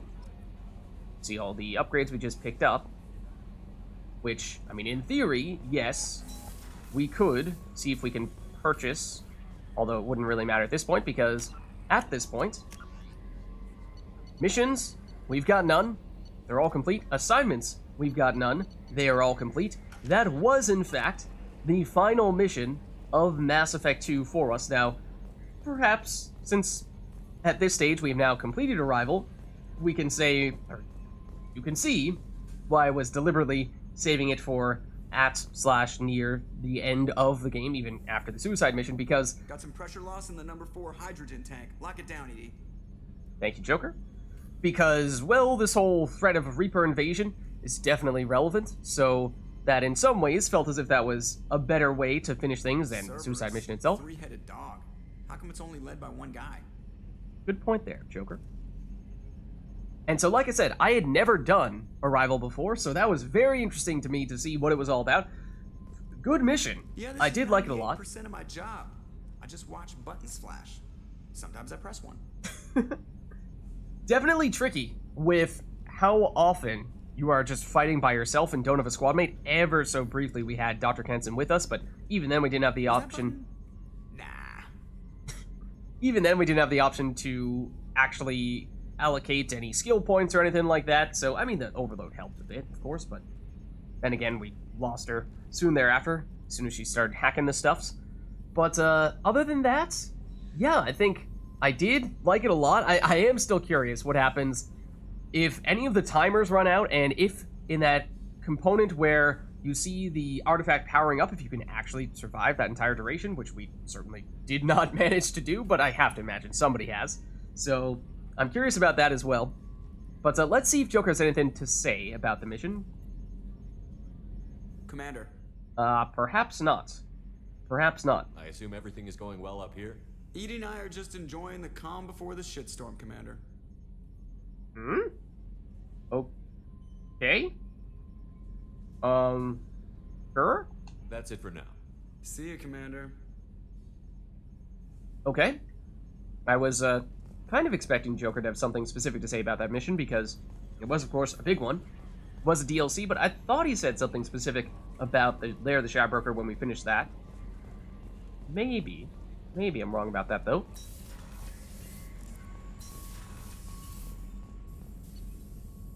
So as I was saying, we did pick up some additional upgrades here.